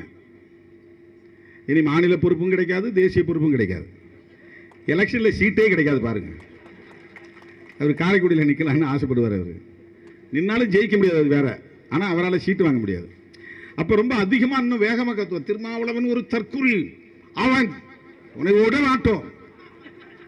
இது என் மண்ணுடா, இது நான் நடமாடக்கூடிய மண்ணுடா, இது என் ஊர்ல வந்து நான் பிறந்த இடத்துல வந்து நான் நடமாடக்கூடிய இடத்துல வந்து நீ அடித்தொண்டையால கத்திட்டா, அடிவயிறு வலிக்க கத்திட்டா திருமாவளவன் பயந்து பின்வாங்கி ஓடிடுவானா? நாங்க அந்த மாதிரி ஏட்டிக்கு போட்டி பேச ஆரம்பிச்சா என்ன ஆகும்? பேச மாட்டோம். ஏன்னா உனக்கு வாய்ப்பு தர மாட்டோம். நாங்க பேச மாட்டோம். கீழ்த்தரமா பேச எங்களுக்கு தெரியாது. எங்க அப்பா அம்மா அப்படி வளர்க்கல எங்களை. என் மேல சொன்னது அத்தனையும் அபாண்டமான பொய். அது ஏன் அமைதியா இருக்கிறேன்னா, ஒரு நாள் மக்கள் புரிந்து கொள்வார்கள், பெண்கள் புரிந்து கொள்வார்கள். மனுஸ்மிருதியை எடுத்து படிக்கட்டும். அவங்க அத்தனை பேரும் நாங்க திருமாவளவனுக்கு தான் ஆதரவு தெரிவிக்கிறாங்களா இல்லையான்னு பாருங்க. அவன் மனுஸ்மிருதியை படிக்கட்டும். நான் ஏன் கருத்தா சொல்லலையே, நான் பெண்களுக்காக தானே வாதாடுறேன். பெண்கள் இந்த மண்ணில் அடிமைப்படுத்தப்பட்டதற்கு காரணம் அந்த நூல் தான், அந்த நூலின் சாரம் தான், அது ஏற்படுத்திய தாக்கம் தான். இத்தனை தலைமுறைகளாக பெண்களுக்கு கல்வி மறுக்கப்பட்டது ஏன்? அதுக்கு விடை சொல்லுங்க. இத்தனை தலைமுறைகளாக பெண்கள் படிக்காமல் இருந்ததற்கு எது காரணம், ஏன் என்பதை விளக்கம் சொல்லுங்க. அது பிராமண பெண்ணாக இருந்தாலும் சூத்திர பெண்ணாக இருந்தாலும். இந்த 4 வருடத்துக்குள்ள இருந்து இந்த தலித்துகள் இறங்க மாட்டாங்க. இன்னைக்கு தலித்துகள் அவங்களுக்கு ஒரு காலத்தில் பஞ்சமன்னு பேர், அப்புறம் ஹரிஜன் பேர் வச்சாங்க, அப்புறம் ஷெட்யூல் காஸ்ட்னு பேர் வச்சாங்க, அப்புறம் இப்போ தலித்துன்னு பேர் வச்சாங்க. ஏதோ ஒரு பேர். ஏன் இவனுக்கு கண்டவெல்லாம் பேர் வைக்கிறான்னா, இவன் சாதியவாதி கிடையாது, இவன் கிளைம் பண்ண மாட்டான். இதுதான் என் சாதின்னு இவன் கிளைம் பண்ணுறது கிடையாது. மற்றவெல்லாம் சாதியவாதி. 24 மணி நேரமும் சாதி சாதி சாதி சாதின்னு நினைக்கிறதுனால, சாதி கிளைம் பண்ணுறதுனால அவங்களுக்கு ஒரு அடையாளம் இருக்குது. இவன் எந்த அடையாளத்தையும் விரும்புறதில்லை. இந்த சாதிக்காரனா 5ஆம் சாதிங்கிறான், 5ஆம் சாதி கிடையாது. அடிநிலை சாதிங்கிறாங்க, அடிநிலை சாதி கிடையாது. எதிர்நிலை சாதினா எதிர நிற்கிறவன், அடியில் கிடக்கிறவன் கிடையாது. இந்த 4 பேரும் சாதிய வர்ணாசிரம தர்மத்தை, மனு தர்மத்தை ஏற்றுக்கொண்டவன். இவனுக்கு எதிரே நிற்கிற எதிர்நிலை சாதி. திருமாவளவன் அடிநிலை சாதியை சார்ந்தவன் அல்ல, எதிர்நிலை சாதியை சார்ந்தவன், எதிர நிற்கிறவன். இந்த அடிப்படையை புரிந்து கொள்ள வேண்டும். அதனாலதான் அந்த காலத்திலிருந்து இவனுக்கு அவர்ணாசன் பேரு, என்ன வர்ணத்தை ஏற்றுக்கொள்ளல. இவனுக்கு அவுட்காஸ்ட் பேரு, என்ன சாதி அமைப்பை ஏத்துக்கல. இன்றைக்கு உலகளாவிய வழக்கு சொல் தலித்னு பேரு, ஏன்னா கலகம் செய்யறவன் பொருள். கலகம் செய்யறவன் பொருள். இவன் கலகம் செய்யறவங்கிறதுக்கு அவங்க ஆட்களே சொல்ற ஸ்டேட்மெண்ட்டே ஒரு காரணம். ஏன்னா சதாம் ஹுசேனுக்கு போய் இவனுக்கு பறையர் பட்டம் சுமத்தினாங்க. இங்கிலாந்து அதிபர் ஜான் மேஜர் ஒரு கூட்டத்தில் பேசும்போது சொன்னாராம், சதாம் ஹுசேனை கட்டி வைத்து ஒரு சர்வதேச பறையனை அடிப்பது போல் அடிக்க வேண்டும். சர்வதேச அளவில் அவருக்கு பறையன்னு பட்டம் கொடுக்குறான்னா, அவன் அமெரிக்க ஏகாதிபத்தியத்தை எதிர்த்து நின்றதால் அவனுக்கு அந்த பட்டம். எவன் எதிர்க்கிறானோ அவனுக்கு இந்த பட்டம். அமெரிக்க ஏகாதிபத்தியத்தையே எதிர்க்கிற துணிச்சலை பெற்றதனால் அவர் சர்வதேச பறையர். நம்ம உள்ளூர் நம்ம சுப்பிரமணிய சாமி ஒரு தடவை அண்ணன் பிரபாகரனை பற்றி பேசும்போது சொன்னார். அப்போ 90 தொடக்கத்தில் பிரபாகரன் இன்டர்நேஷனல் பறையா. அவர் ஒரு சாதாரண குடும்பத்தில் மீனவ தொழிலை செய்யக்கூடிய குடும்பத்தில் பிறந்தவர். அவங்க அப்பா பேர் பிள்ளைன்னு வரதுனால எல்லாரும் அவரை பிள்ளை மாதிரி நினச்சிட்டு இருக்காங்க தமிழ்நாட்டில் இருக்கிற சாதியவாதிகள்லாம். அவர் பிள்ளை கிடையாது, வேலு பிள்ளைன்னு வருது இல்லையா, அதனால் அவர் ஒரு கடலில் மீன் பிடிக்கிற தொழிலை சார்ந்த குடும்பத்தை சார்ந்தவர். அவரை இவன் பறையாங்கிறான், இன்டர்நேஷனல் பறையன். உலகத்தில் 22 நாடுகளை எதிர்த்து களத்தில் நிற்கக்கூடிய ஒரு போராளி. 22 நாடு, அமெரிக்காவுடைய அடிவருடி நாடுகள், இந்தியா, இவையெல்லாம் ஒன்னா சேர்ந்து ஆயுதத்தோட களத்தில் நிற்கிறான். நீ எவன் வேணாலும் வா பார்க்கலான்ட்டு நின்றவர், கடைசி வரையிலும் பணியாமல். எவன் சமரசமாகாம எதிர்த்து நிற்கிறானோ அவனுக்கு இப்படி ஒரு பட்டத்தை சூட்டுறாங்க. அதுக்கு பேர் கலகக்காரன்னு பேர், புரட்சிக்காரன்னு பேர். அது இழிவான பெயர் கிடையாது. எதிர்க்கிறவன் கலகம் செய்கிறவனுக்கு இவனு வைக்கிற பேர், உலகளாவிய பேர். சமரசமானவன் பூரா சாதி இந்துக்களாக போயிட்டான், ஏதோ ஒரு பட்டத்தை வாங்கிட்டு போயிடுறான். அதான் பெரியார் ரொம்ப பச்சையாக பேசினார். சூத்திரன் உனக்கு என்னன்னு தெரியுமாடா, அவன் என்ன எழுதி வச்சிருக்கான் தெரியுமா? இப்போ அதெல்லாம் நம்ம சொன்னால் நான் சொன்னேன்னு சொல்லுவாங்க, எங்களை இழிவுபடுத்தினா. அவரு பச்சையாக சொன்னார். இதுக்கு அர்த்தமே இப்படி தான்டா, அந்த சூத்திரப்பட்டம் ஒழியணும்டா, சூத்திரப்பட்டம் ஒழியணும். இதுக்கு என்ன அர்த்தம் தெரியுமா? மனு தர்மத்தில் எல்லாத்துக்கும் ஒன்று செக்ஷனாக சுலோகமாக எழுதி வச்சிருக்கிறான். அன்னைக்கு தான் வர்ணம் இருந்துச்சு, இன்னைக்கு இருக்கா? வர்ணம்லாம் ஒழிஞ்சு போச்சு. வர்ணத்திலிருந்து தான்டா சாதி உருவானது.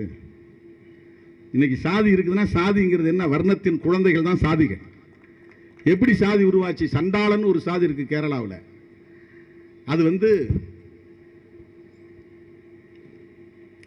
ஒரு பார்ப்பனனுக்கும் அங்கே இருக்கிற நம்பூதிரிக்கும் சூத்திரனுக்கும் பிறந்த பிள்ளை குழந்தை, அது சண்டாளன்.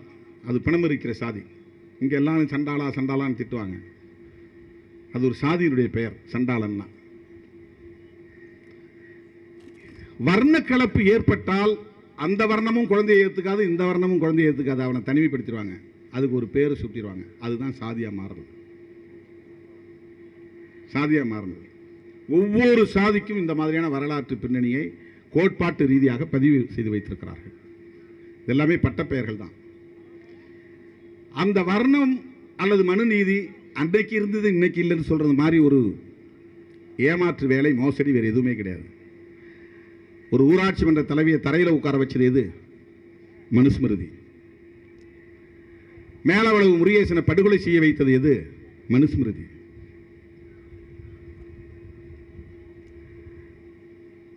இங்கே சேஷமங்கலத்தை பற்றி சொன்னார். அந்த தெரு வழியா தேரை கொண்டு வரக்கூடாதுன்னு தடுத்தது எது? மனுஸ்மிருதி.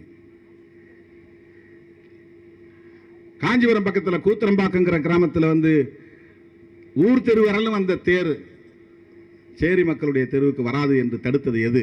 மனுஸ்மிருதி. மயிலாடுதுறை பக்கத்தில் ஒரு சுடுகாட்டுக்கு போகக்கூடாதுன்னு சாதி வெறியர்கள் தடுத்தாங்களே, அப்படி அவங்களை தடுக்க வைத்தது எது? மனுஸ்மிருதி. போலீஸ்காரனை தூக்கிட்டு போய் அந்த நேரத்தில் போலீஸ்காரன்லாம் வெட்டியா வேலை பார்க்குறான்.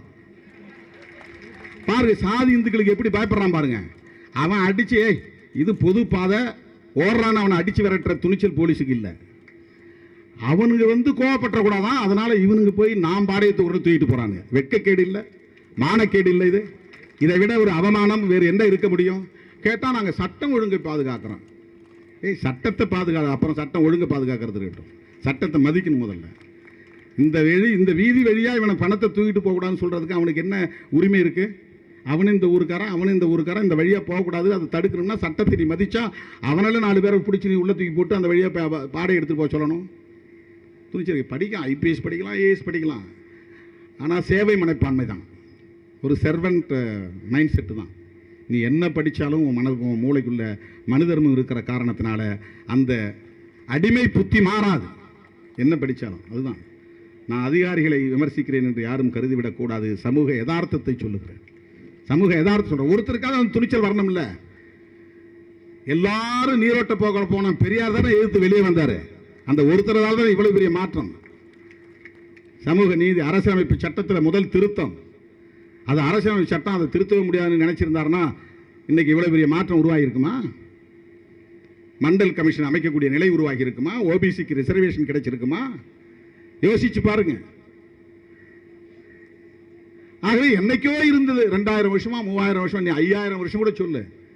5000 வருஷத்துக்கு முன்னால் எழுதப்பட்ட நூலாக இருந்தாலும் கூட அதனுடைய தாக்கம் இன்றைக்கும் இங்கே இருக்கிறது என்பதுதானே யதார்த்தம்.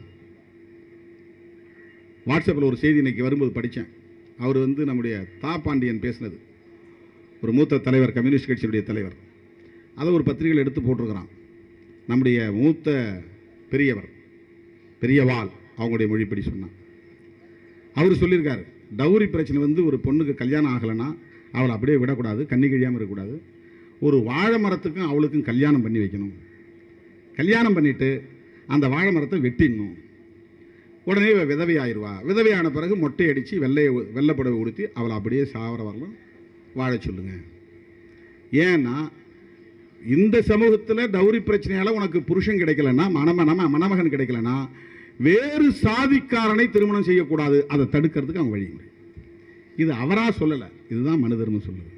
இனக்கலப்பு கூடாது, சாதி கலப்பு கூடாது.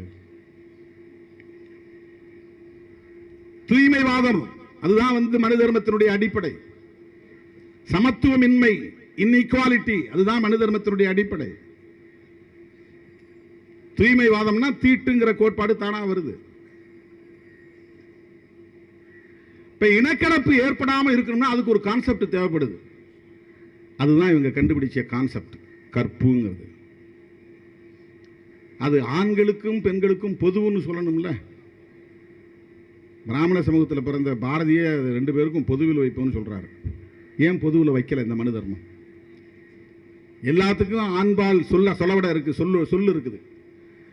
விபச்சாரிங்கிறதுக்கு ஆண்பால் சொல்லு இருக்கா? குரத்தின்னா குறவன் இருக்கிறான், பறைச்சின்னா பறையன்னு இருக்கிறான், ஆட்சின்னா ஆயன் சொல்லவிட இருக்கு, ஆண் பால் சொற்கள் இருக்கு. திருடின்னா திருட, எல்லாத்துக்கும் ஆண்பால் இருக்குது. விபச்சாரின்னா விபச்சாரங்கிற சொல்லாடல் இருக்கா? ஏன் இல்ல? எல்லா ஆண்களும் உத்தம புருஷர்களா? மனைவியை தவிர யாருமே வேறு ஒரு பெண்ணை நிமிர்ந்து பார்த்தது இல்லையா இந்த சமூகத்தில் பிறந்த அத்தனை பேரும்? ஏன் விபச்சாரம் என்கிற ஒரு ஆண் சொல்லாடல் இல்லை? பெண்ணை ஒடுக்குவது என்பதற்காக உருவாக்கப்பட்ட கருத்தியல் தான் இது. பெண்ணுடைய நடத்தையை பற்றிய கருத்தியல் அப்படின்னு பார்க்கக்கூடாது. இது கேரக்டரோட தொடர்புடையதல்ல. இது சப்ரஷன் அண்ட் அப்ரஷன். பெண்களை ஒடுக்குவது, பெண்களை அடக்கி வைப்பது, பெண்களை சிந்திக்க விடாமல் தடுப்பது.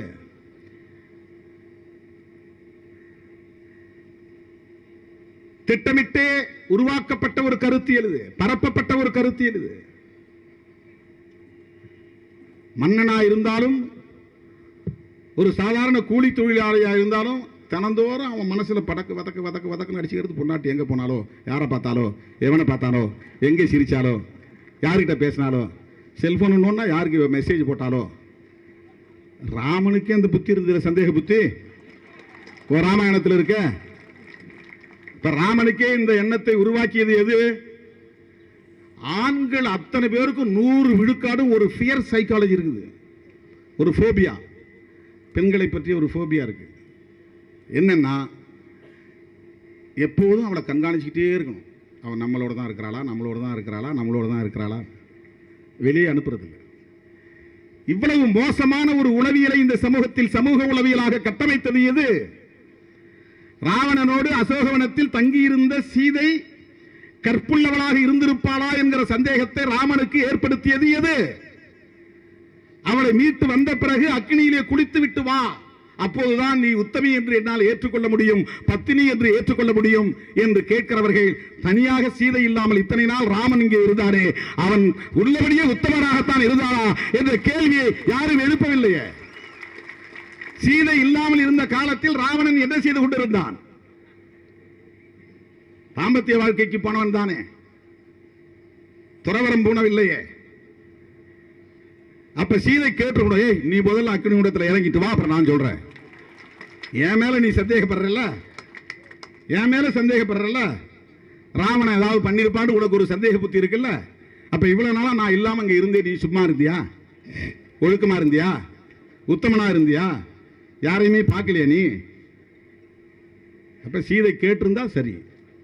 இந்த வாதத்தை குதர்க்க வாதம் என்கிறார்கள். இது பெரியார் வாதம், இதுதான் புரட்சியாளர் அம்பேத்கர் வாதம், இதுதான் பகுத்தறிவு வாதம், இதுதான் சமத்துவ வாதம், ஜெண்டர் ஈக்குவாலிட்டி. இது குதர்க்கவாதம் அல்ல, சமத்துவவாதம். மனு தர்மத்தை விளக்குவதற்காக எழுதப்பட்ட காப்பியம் தான் ராமாயணமும் மகாபாரதமும். அதுல அவங்க நினைச்சா விபச்சாரத்தை தளர்த்தி கொள்வார்கள். சத்தியவதி புருஷன் நினைக்கிற விசித்திர வீரியன். நான் மகாபாரதம் அதிகமாக படிக்கிறது இல்லை, ஏன்னா அதுக்குள்ள போகவே கூடாது, நம்ம மைண்ட் வந்து கரப்ட் ஆகக்கூடாதுன்னு அதெல்லாம் பார்க்கறது கிடையாது. படிக்கக்கூடாது, கேட்கக்கூடாதுன்னு அதெல்லாம் பார்க்கறது இல்லை. அவன் புருஷன் செத்துடுறான். அவளுக்கு 3 அம்பிகா அம்பாலிகா 2 பேரை கட்டி வைக்கிறாங்க மருமகள். அவங்களுடைய புருஷன் தான் நினைக்கிறேன் விசித்திர வீரியன். அவங்க அம்மா விசித்திர வீரனுடைய அம்மா பேர் தான் சத்தியவதின்னு கருதுகிறேன். அவ வந்து என்ன பண்றா, இவங்க விசித்திர வீரியன் செத்துட்டான், புள்ள இல்லை, 2 பேர் மருமகள்கள் சும்மா இருக்கா வாரிசு இல்லாம. தனக்கு பிறகு யார் இந்த ராஜ்யத்தை சாம்ராஜ்யத்தை பார்ப்பது அப்படிங்கிற கவலை அவளுக்கு வந்தது. அயோத்தி நினைக்கிறேன், அயோத்தி இல்லை, மகாபாரதத்தில் வரக்கூடிய கதை நமக்கு தெரியல, அந்த சாம்ராஜ்யத்தை காப்பாற்றக்கூடிய கதை.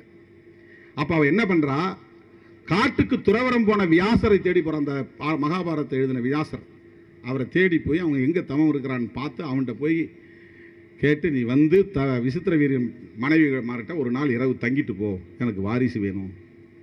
அதுக்கு மனு தர்மம் இடம் கொடுக்குது. அவன் வந்து தங்கனவன் என்ன பண்ணிட்டான், அங்க இருந்த ஒரு சர்வன் மெய்டையும் சேர்த்து பார்த்துட்டு போயிட்டான். அம்பிகா அம்பாலிகாவை மட்டும் இல்லை, அங்க வேலைக்கார பணிப்பெண் இருந்தா பாருங்க, அவனுக்கு ஒரு குழந்தை கொடுத்துட்டு போயிட்டான். ரிஷி பண்ற தங்காது, ஒரே இரவுல குழந்தை உருவாயிரும். அவரு ரிஷி, அவர் வந்து பார்த்துட்டு போனார். அவங்களுக்கு அந்த வியாசனுக்கு பிறந்த அம்பிகாவுக்கும் அம்பாலிகாவுக்கும் அந்த வேலைக்கார பணிப்பெண்ணுக்கும் பிறந்தவங்க தான் திருதராஷ்டிரன், பாண்டுரங்கன், விதுரன், இந்த 3 பேரும். அப்புறம் அவங்க ஆட்சியை சாம்ராஜ்யம் பண்றாங்க. இந்த இடத்துல மனு தர்மம் அனுமதிக்குது. என்ன சொல்லுதுன்னா, உனக்கு வாரிசு இல்லைன்னா நீ கணவன் இல்லாத நேரத்தில் அவனுடைய தம்பிகிட்டையோ குழுந்தமார்கிட்டையோ அல்லது அவன் சார்ந்த பங்காளியை சார்ந்த யாராவது ஒருத்தட்ட நீ உன்னுடைய வாரிசை பெற்றுக்கொள்ளலாம். எல்லாமே பெண்ணை மையப்படுத்தியதாகவே. ராமாயணம் வந்து குல தர்மத்தை மீறக்கூடாதுங்குது. அதனால்தான் வந்து சம்புகனை கொலை செய்கிறார் நம்முடைய ராமன் என்கிற சத்திரியன். ராமன் வந்து பிராமணர் கிடையாது, சத்திரியர். ஒரு பிராமணர் வந்து ஒரு குழந்தை இறந்து போய் தூக்கிட்டு போயிட்டு ராமன்கிட்ட முறையிடுறாராம். என்ன முறையிடுறாருன்னா, ராமா அவனுடைய ஆட்சியில் அதர்மம் நடக்குது. என்னடா அதர்மம் நடக்குது? குலத்தொழிலை மீறி ஒவ்வொருத்தரும் காரியம் செய்கிறான், அதனால தான் என் பிள்ளை செத்து போச்சு. என்ன குல தர்மத்தை மீறினாங்க பாருங்க, சூத்திரன் ஒருத்தன் தவம் இருக்கிறான், சூத்திரன் தவம் இருக்கக்கூடாது. உடனே ராமன் வந்து உடைவாளை உருவிக்கொண்டு கிளம்புகிறார் காட்டுக்கு. எங்கடா யாரா அவன் தவம் இருக்கிறான் தேடி போனா, ஒருத்தன் மரக்கலையில் காலை மேலே போட்டு கீழே தலைகீழாக தொங்கிட்டு தவம் இருந்திருக்கிறான். கதை தான், நமக்கு என்ன தெரியும். அப்ப போன உடனே ராமன் பார்த்துட்டு, டேய் நீ யாரான், உன் பேர் என்னான், சம்புகன். நீ என்ன குலம்? நான் சூத்திரன். உடனே அவர் வந்து விசாரணைலாம் கிடையாது, ட்ரையல் தான் கிடையாது, விட்னஸ்லாம் கிடையாது, சாட்சி கிழிச்சிடலாம். உடனே தண்டனை கொடுத்து தலையை ஓங்கி வெட்டிடுறார். குல தர்மத்தை மீறியதால் நீ ஒரு சூத்திரன், தவம் இருக்க உனக்கு எந்த தகுதியும் இல்லை. அப்ப ராமாயணம் எதற்காக உருவாக்கப்பட்டது? குல தர்மத்தை மீறினால், குலத்தொழிலை மீறினால் தண்டனை வழங்க வேண்டும். சம்புகன் கதை அதுதான் சொல்லுது. மகாபாரதத்தில் ஏகலைவன் கதை அதே மாதிரி. ஏகலைவன் ஒருத்தன் வந்து துரோணாச்சாரிகிட்ட வந்து எனக்கு பயிற்சி கற்றுக் கொடுங்க, வில்லு வித்தை கற்றுக் கொடுங்கன்னு கேட்குறான். நீ யாரான்னு கேட்டால் சூத்திரன் தெரிஞ்சது. சூத்திரனுக்கெல்லாம் சொல்லிக் கொடுக்க முடியாது, போடான்றான். அவன் என்ன பண்ணுறான் பைத்தியக்காரன், துரோணாச்சாரி மாதிரி ஒரு சிலையை போய் செஞ்சு வச்சுக்கிட்டு அவரை மனசில் ஏற்றிக்கிட்டு அவர் சொல்லிக் கொடுக்குற மாதிரியே இவன் வித்தையை கற்றுக்கிட்டான். வித்தையை கற்றுக்கிட்டது பிறகு அவனுடைய தலைமை சீடனாக இருக்கிற அர்ஜுனனை விட இவன் பெரிய புகழ்பெற்றவனாக மாறிடுறான். யாரு? ஏகலைவன். இது தகவல் தெரிஞ்சு யார் அவனை தூக்கிட்டு வாங்கடான்றான். தூக்கிட்டு போய் விடுறானுங்க. இவன் அடடா மறுபடியும் சந்திக்கிற ஒரு வாய்ப்பு கிடைச்சது. துரோணாச்சாரி காலில் விழுந்து வணங்கி ஆசீர்வாதம் பெறுறான். அப்போ வந்து துரோணாச்சாரி சொல்கிறான், நீ பெரிய கெட்டிக்காரன் தான், வில்லுக்கு அர்ஜுனன் தான் பேர், அவனையே நீ வந்து வெல்லக்கூடிய அளவுக்கு வலிமை பெற்றவனாக மாறி இருக்கிற.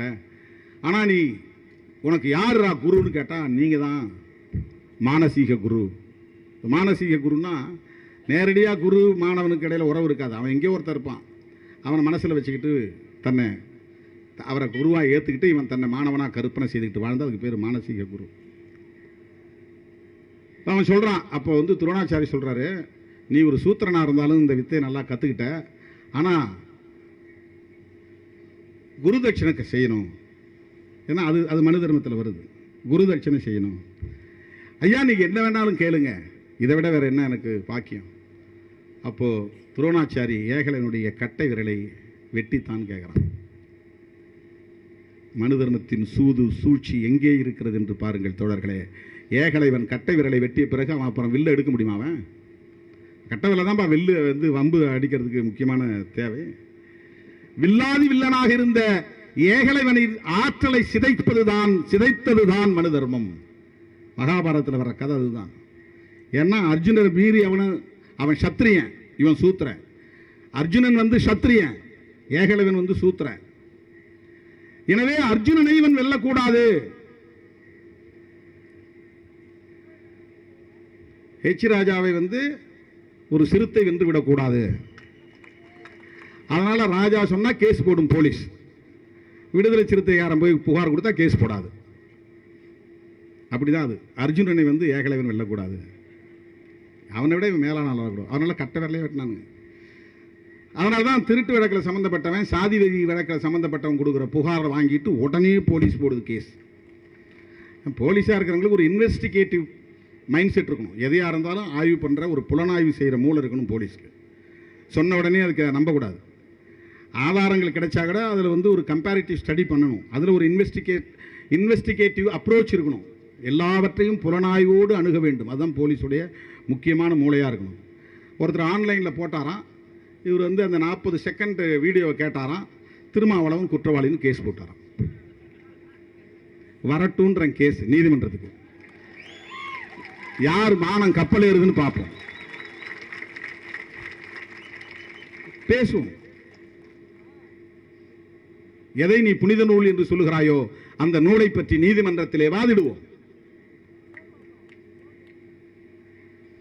ஏன் நாங்க கொடுத்த புகாருக்கு இதுவரை எந்த நடவடிக்கை எடுக்கல? தமிழ்நாடு முழுக்க கிட்டத்தட்ட நூற்றுக்கணக்கான புகார்கள் கொடுக்கப்பட்டிருக்கிறது. அரசியல் பேச தெரியாத அந்த கும்பல், கொள்கைக்கு கொள்கை பேச தெரியாத கும்பல், கோட்பாட்டுக்கு கோட்பாட்டை முன்வைக்க தெரியாத அந்த கும்பல் தனிப்பட்ட முறையிலே என்னை இழிவுபடுத்தி வன்மத்தை கக்கிக் கொண்டிருக்கிறார்கள். ஏன் ஒரு ஆள் மேல கூட நீ புகார் போடல, எஃப்ஐஆர் போடல?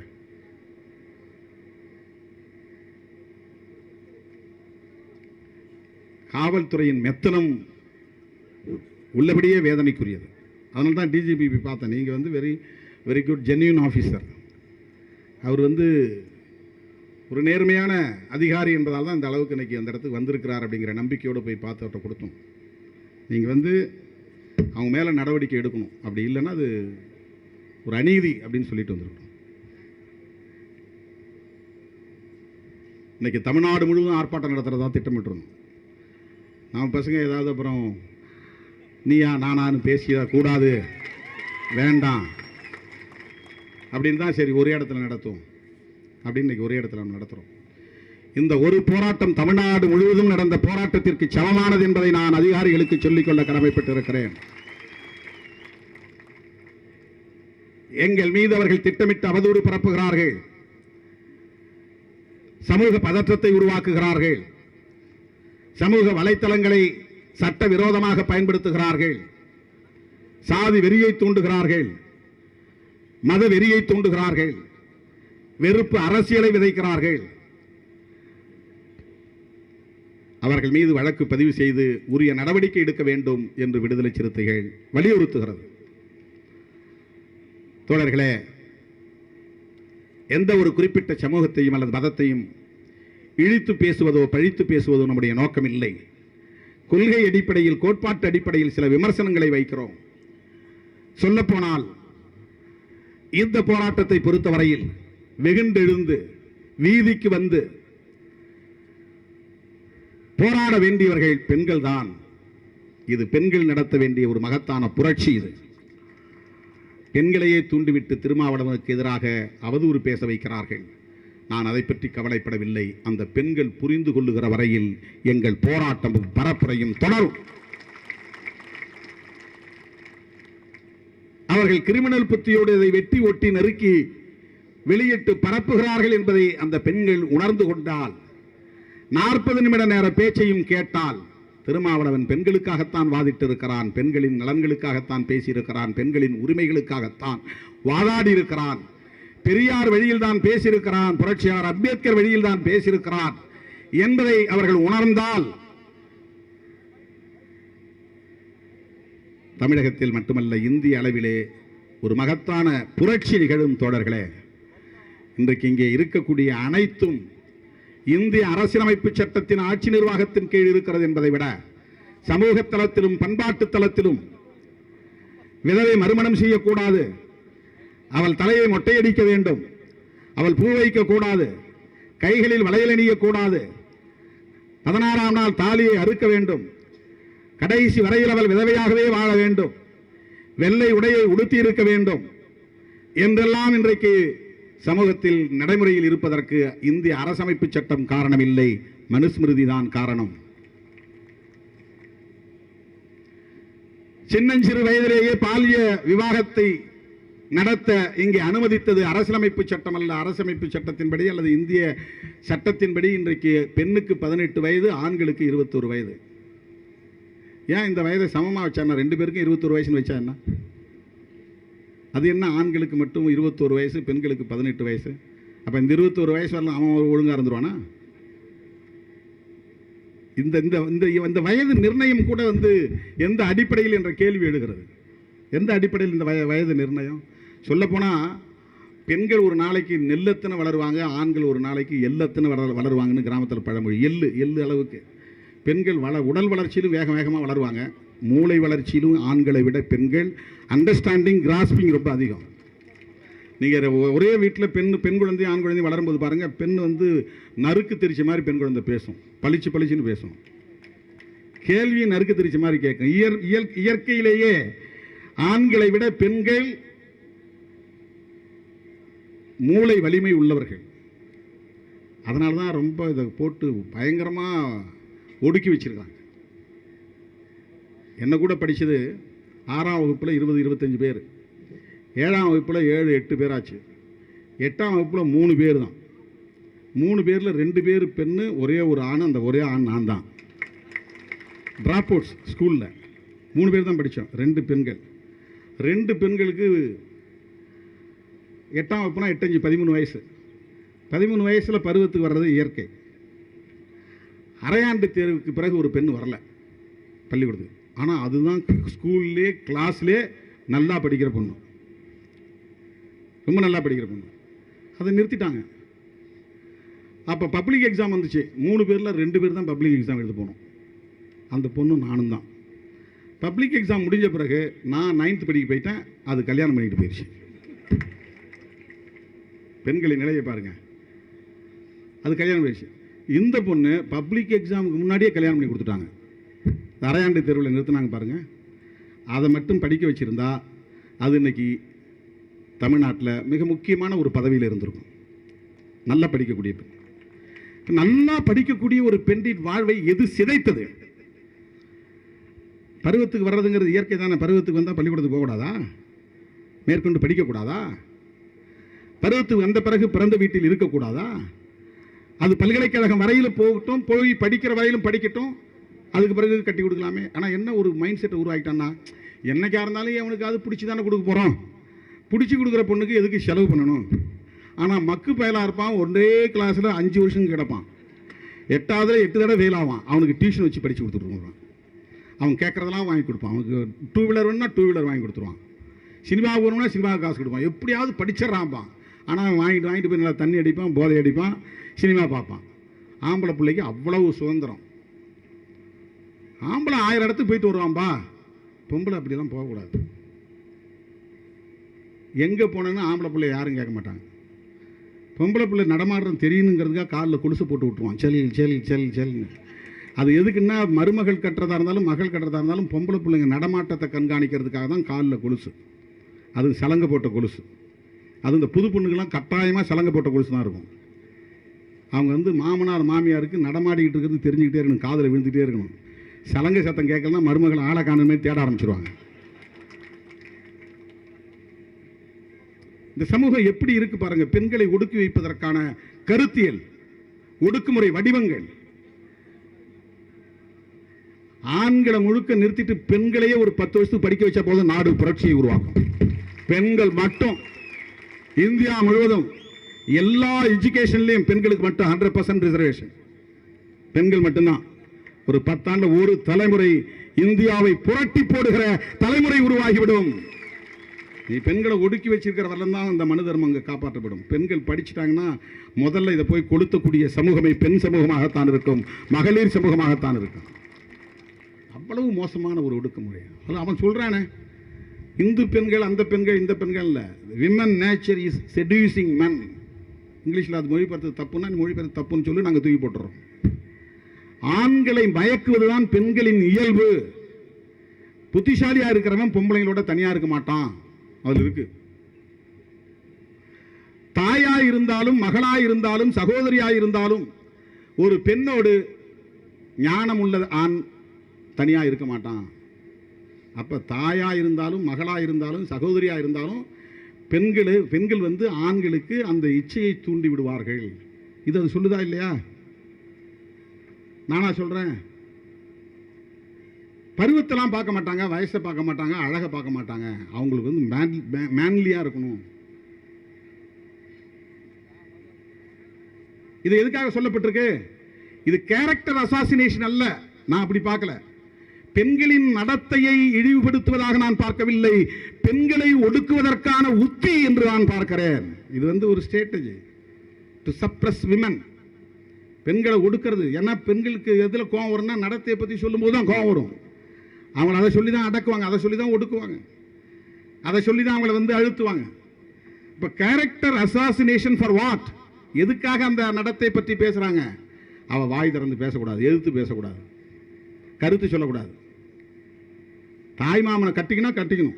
ஏன் எனக்கு அவனுக்கு பிடிக்கலலாம் சொன்னா அப்ப நீ வேற எவனையா மனசில் நினைச்சிட்டு இருக்கிறியா? இப்போ வேற எந்த வேலையும் அவனுக்கு தொடர்பு இருக்குதா? ஏங்க அவன் நல்லா இல்லை, ஆள் பார்க்கறதுக்கு ஒரு மாதிரி இருக்கிறான், எனக்கு அவனுக்கு பொருத்தமாக இருக்காது, அவனை வச்சுக்கிட்டு எப்படி நான் காலம்பூரா மாரடிக்க? காலம்பூரா வாழ்ந்தாங்கணும்ல. பிறந்த வீட்டை விட்டுட்டு, அம்மாவை விட்டுட்டு, அப்பாவை விட்டுட்டு, கூட பிறந்த அண்ணன் தம்பியை விட்டுட்டு ஒரு புலம்பெயர்ந்து வாழக்கூடிய ஒரு சமூகமாக இருக்குங்க பெண்கள். இது எவ்வளோ பெரிய கொடுமை பாருங்க. ஆம்பளையா பிறக்கிறவன் வீட்டுக்குள்ளேயே இருக்கிறான், அப்பாவோட அம்மாவோட அங்கேயே இருந்துக்கிட்டு இருக்கிறான். பொம்பளை பிள்ளை 12 வயசுல 13 வயசுல பிரித்து அதை இன்னொரு இடத்துக்கு அனுப்புகிறான். சம்பந்தம் இல்லாத ஏதோ ஒரு ஊருக்கு யாரோ ஒருத்தட்ட அனுப்பி வைக்கிறான். ஆனால் அதையும் ஏற்றுக்கிட்டு அந்த பெண்ணு போகணும். அழக்கூடாது, தேடக்கூடாது, குறை சொல்லக்கூடாது, யாரை பற்றியும் புகார் சொல்லக்கூடாது. இப்படி தான் இருக்கும். வாயை மூடிட்டு இரு, மாமனார் மாமியாருக்கு கட்டுப்பட்டு இரு, நாத்தனார் சொல்லுபடி கேட்டுக்க. பெண் ஒடுக்குமுறை இந்த சமூகத்தில் ஒரு சமூக உளவியலாக கட்டமைக்கப்பட்டிருக்கிறதா இல்லையா? ஆகவே ஒட்டுமொத்தமான ஒடுக்குமுறையும் ஒட்டுமொத்தமான சுரண்டலும் பெண் ஒடுக்குமுறையில் என்பதில் அடங்கி இருக்கிறது. அந்த பெண்ணை ஒடுக்குவதற்கான ஒரு கருத்தியலாகத்தான் இதை திணித்திருக்கிறார்கள். இது வெறும் நடத்தையோடு தொடர்புடையது அல்ல, ஒடுக்குமுறையோடு தொடர்புடையது. பெண்களை ஒடுக்குமுறையோடு தொடர்புடைய. நான் அந்த கண்ணகி சிலையை பார்க்கும் போதெல்லாம் அவங்க வந்து கற்பு கரசி கண்ணகி நான் பார்க்கறதில்ல, போராளி கண்ணகின்னு தான் நான் பார்க்குறேன். என்னுடைய பார்வையில் நான் ஒரு கட்டுரை எழுதினேன் இந்தியா டுடேவில். அவளுக்கு தான் துணிச்சல். அவள்கிட்ட இருந்த சிறப்பு, அந்த கதையாக கூட வச்சுக்க, காப்பியமாக வச்சுக்க, என்ன வேணாலும் இருக்கட்டும், கற்பனையாக கூட இருக்கட்டும். ஆனால் கண்ணகி ஒரு ஆளா சிலம்பத்தை தூக்கிட்டு போறா. மன்னனாக இருந்தானா எவனாக இருந்தானா நேராக போனா, டேய் உனக்கு ஏதாவது அறிவு இருக்கா? ஒழுங்காக புலனாய்வு பண்ணியா? என் புருஷன் எடுத்துகிட்டு வந்த சிலம்பமும் நீ காணாமல் போன சிலம்பமும் ஒன்றா? நீ பாடுறா, ஓங்கி அடிக்கிறான். இதில் இருக்கிற பரல்களும் நீ காணாமல் போன சொன்ன சிலம்பத்தின் பரல்களும் ஒன்றான்னு பாடுறான்னு. உன்ட்ட இன்வெஸ்டிகேஷன் ப்ராசஸ் இல்லை, உன்ட்ட இருக்கிற ஜுடிஷியல் சிஸ்டம் சரியில்லை. எவனோ சொன்னான்னு சொல் பேச்சு கேட்டுட்டு நீ வரல திருட கொடுத்துற, என் புருஷனை நீ வந்து இன்னைக்கு பலி கொடுத்துட்ட. அந்த இடத்துல வந்து கண்ணகிக்கு இருந்தது கற்பின் துணிச்சல் அல்ல, போர்க்குணம். அதுதான் அவள்கிட்ட இருந்த போர்க்குணம். துணிச்சலை போய் கேட்டா, நீதி வேணும்னு கேட்டா. அரசியல் பிழைத்தோருக்கு அறம் கூற்றாவதும், அந்த இடத்துல அவன் வந்து தப்பு பண்ணிட்டான், அவனுக்கு வந்து தண்டனை கொடுத்தாகணுங்கிற இடத்துல தண்டனை மன்னனுக்கே தண்டனை கொடுக்க வேண்டும் என்று போராடுகிற வாதாடுகிற துணிச்சல் இருந்தது. கற்பு கரசியின் வடிவம் அல்ல, போர்க்குணத்தின் வடிவம் கண்ணகி. நான் கட்டுரை எழுதினேன் 20 வருஷத்துக்கு முன்னால் இந்தியா டுடேல. கண்ணகி கற்பின் வடிவம் அல்ல, போர்க்குணத்தின் அடையாளம் அப்படின்னு எழுதுறேன். இப்போ பெண்களுக்கு அந்த போர்க்குணம் வந்துடக்கூடாதுங்கிறதுக்காக தான் அடைக்க வைக்கிறான். நல்ல நகையை போட்டு பட்டு சேலையை உடுத்தி தேவதை மாதிரி இருக்கிற, லக்ஷ்மி மாதிரி இருக்கிற, மகாலட்சுமி மாதிரி இருக்கிற இந்த புகழ்லாம் எதுக்கு? அதுதான் அவன் 3வது அத்தியாயத்தில் சொல்கிற புகழ். 9வது அத்தியாயத்தில் பெண்களை கிழிகிழின்னு கிழிக்குது மனு தர்மத்தில். 3வது அத்தியாயத்தை எடுத்து வேகமாக காட்டுறார். ஏய் தற்குறி, இதை படிடான்ற. ஏய் நீ 9வது அத்தியாயத்தை படிடா. நான் விடுதலை சிறுத்தைகள் கேட்குறேன், 9வது அத்தியாயத்தை படி. அப்புறம் நீ தற்குறியா நான் தற்குறியான்னு பார்ப்போம்.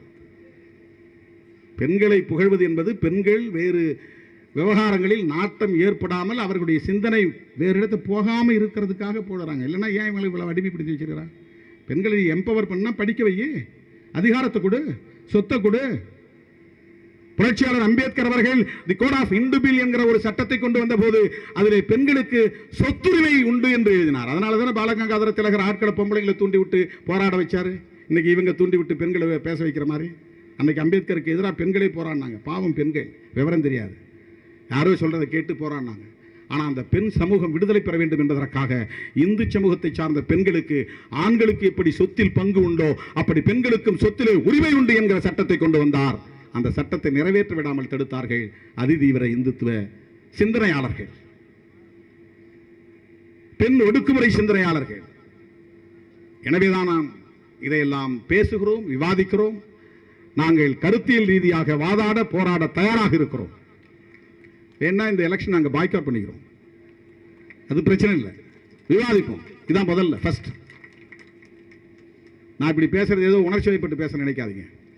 இதை விட்டா வேற வாய்ப்பே கிடையாது விவாதிக்கிறது. இந்த களத்தை விட்டால் வேறு களம் இல்லை.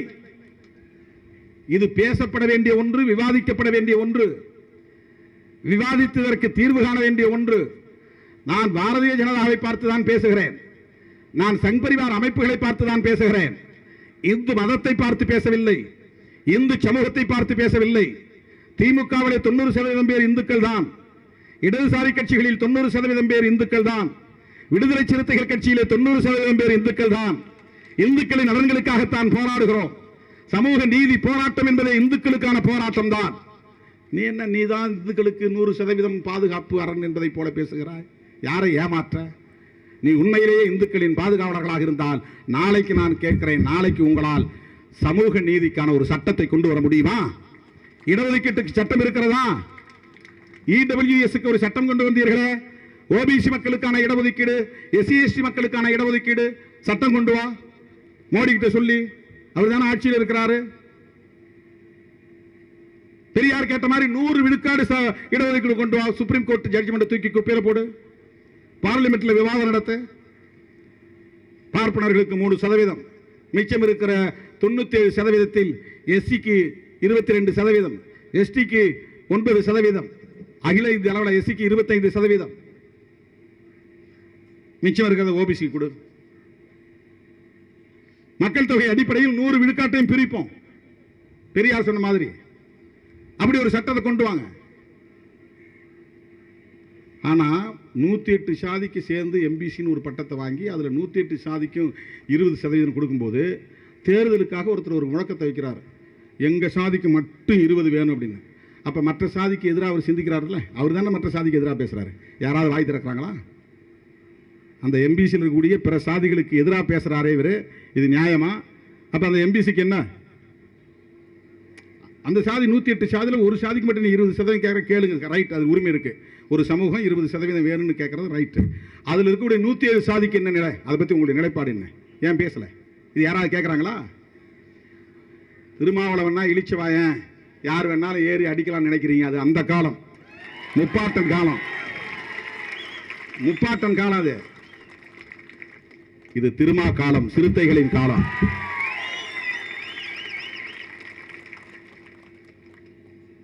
சும்மா எதை வேணாலும் சமூக வலைத்தளத்தில் பரப்புனா ஓடிடுவாங்க, பின்வாங்கி பயந்துருவாங்கன்னு நினைக்காதீங்க. வாதம், நாங்கள் வன்முறையை தூண்டக்கூடியவர்கள் இல்லை. தமிழக அரசுக்கு ஒன்றை நான் சொல்லி நிறைவு செய்ய விரும்புகிறேன் தோழர்களே. தமிழ்நாட்டை வன்முறை காடாக்குவதற்கு பாஜக திட்டமிடுகிறது, வன்முறை களமாக்குவதற்கு திட்டமிடுகிறது. இந்த 2 ஆண்டுகளில் வெறுமன மத அடிப்படையிலான பிரச்சனைகளை மட்டுமே கையில் எடுத்திருக்கிறார்களே தவிர உரிமை அடிப்படையிலான பிரச்சனைகளை கையில் எடுக்கவில்லை. மீத்தேன், ஷேல் போன்ற திட்டங்களால் சமூக சுற்றுப்புறச் சூழல் பாதிக்கப்படுகிறது என்று நாம் போராடி கொண்டிருக்கிற போது, 7.5% இடஒதுக்கீடு தேவை என்று நாம் போராடி கொண்டிருக்கிற போது, 50 விழுக்காடு மருத்துவ கல்வியில் ஓபிசி மக்களுக்கு இடஒதுக்கீடு வேண்டும், அதற்கு அரசு உடனடியாக முடிவெடுக்க வேண்டும் என்று நாம் போராடி கொண்டிருக்கிற போது, காவிரி நீர் உரிமை பாதுகாக்கப்பட வேண்டும் என்று நாம் போராடி கொண்டிருக்கிற போது, ஜிஎஸ்டி வரி விதிப்பால் இந்த நாடு பொருளாதாரத்தில் வீழ்ச்சியடைந்திருக்கிறது என்று நாம் போராடி கொண்டிருக்கிற போது, தனியார் மயமாதலை எதிர்த்து நாம் போராடி கொண்டிருக்கிற போது, எல்ஐசி போன்ற பொதுத்துறை நிறுவனங்களை விற்கக்கூடாது, என்எல்சி போன்ற பொதுத்துறை நிறுவனங்களை தனியாருக்கு விற்கக்கூடாது என்று நாம் போராடி கொண்டிருக்கிற போது, மக்கள் குடிநீருக்கு அல்லாடுகிறார்கள், குடிநீர் பிரச்சனையை தீர்க்க வேண்டும் என்று நாம் போராடி கொண்டிருக்கிற போது,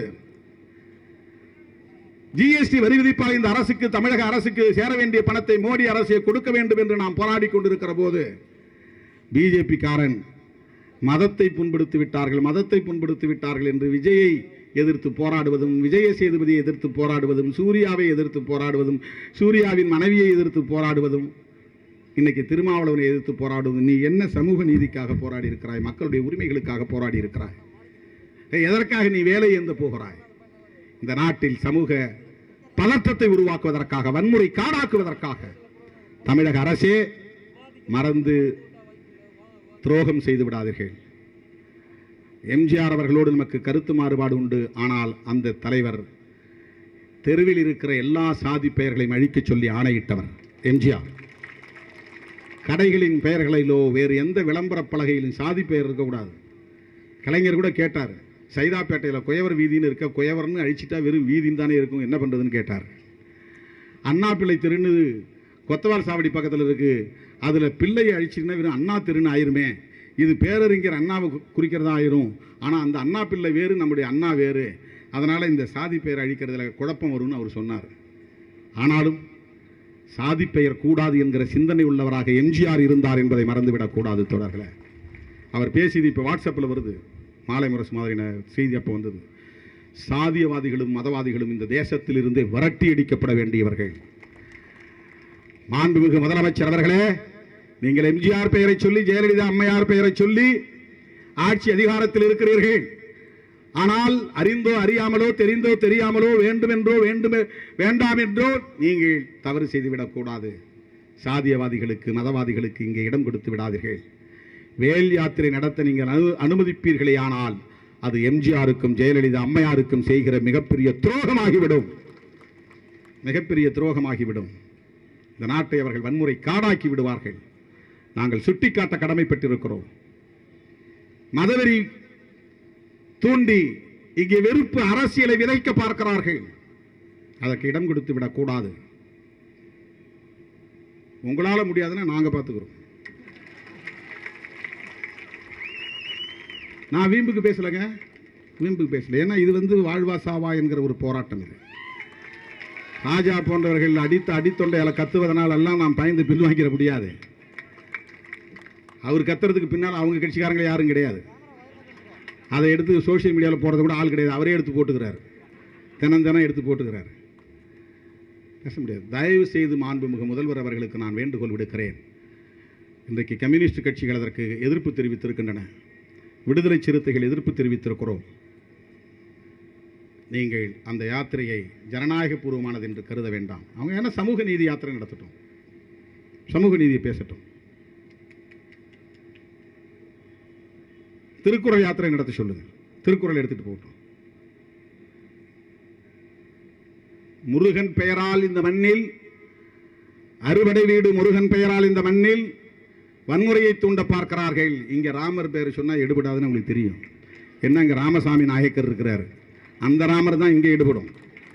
ராமசாமி நாயக்கர் என்கிற ராமன் எதேச்சியா எங்கள் அப்பா பேர் ராமன் தான். நான் என்ன எல்லாம் ராமமோகனன் தான் கூடுவாங்க, ராமசாமி தான். புரட்சியாளர் அம்பேத்கர் குடும்பத்தில் எல்லாமே மகாபாரத்தில் இருக்கிற பேர் தான். அவர் அண்ணன் பேர் பலராமன், இவர் பேரே பீமன் தான், பீமன். இந்த பஞ்சபாண்டவர்கள் ஒரு பேர் பீமன் வருதுல, பீமா ராவ், பீமன் தான் மகாபாரதத்துடைய பேர் தான். மகாபாரதமும் ராமாயணமும் எந்த அளவுக்கு இந்த மண்ணில் தாக்கத்தை ஏற்படுத்தியிருக்குன்னு பாருங்கள். பீமா ராவ், அவங்க அப்பா பேர் ராம்ஜி, அவரும் ராமன் பிள்ளை தான். அம்பேத்கர் ராமருடைய பிள்ளை தான். தமிழ்நாட்டில் ஒரே ஒரு ராமருக்கு தான் இங்கே செல்வாக்கு, அது பெரியார் என்கிற ராமசாமிக்கு தான். அதனால் அவங்க இங்கே ராமர் பேரை சொன்னால் எடுபடாதுன்னு திருமுருகன் பேர் எடுக்கிறாங்க, அறுபடை வீடு முருகன். தமிழ் கடவுள் எப்போதும் தமிழர்களுக்குத்தான் சாதகமாக இருப்பார். சமஸ்கிருதவாதிகளுக்கு, சமஸ்கிருதமயமாக இங்கே அரசியலை செய்யக்கூடியவர்களுக்கு ஒருபோதும் அவர் துணை போக மாட்டார். ஏனென்றால் எங்கள் முருகன் சமஸ்கிருதத்தை புரிந்து கொண்டவன் அல்ல, தமிழை அவனுடைய தந்தைக்கே அவன் மந்திரம் சொல்லி கொடுத்தவன். தமிழ் கடவுள், குறிஞ்சி நிலத்து தலைவன் தமிழ் முருகன். அந்த பெயரால் இந்த மண்ணிலே கலகம் விளைவிக்க பார்க்கிறார்கள். அதற்கு இடம் தரக்கூடாது என்று நான் தமிழக அரசுக்கு வேண்டுகோள் விடுக்கிறேன். நாங்கள் சொன்ன புகார் மீது நீங்கள் நடவடிக்கை எடுக்க வேண்டும். சனாதன சக்திகள் மீது நடவடிக்கை எடுக்க வேண்டும். சட்டம் ஒழுங்கை பாதுகாக்க அவர்கள் மீது வழக்கு பதிவு செய்ய வேண்டும். இது எங்களுடைய வேண்டுகோள் என்பதை தெரிவித்து வாய்ப்புக்கு நன்றி கூறி நிறைவு செய்து விடைபெறுகிறேன். நன்றி, வணக்கம்.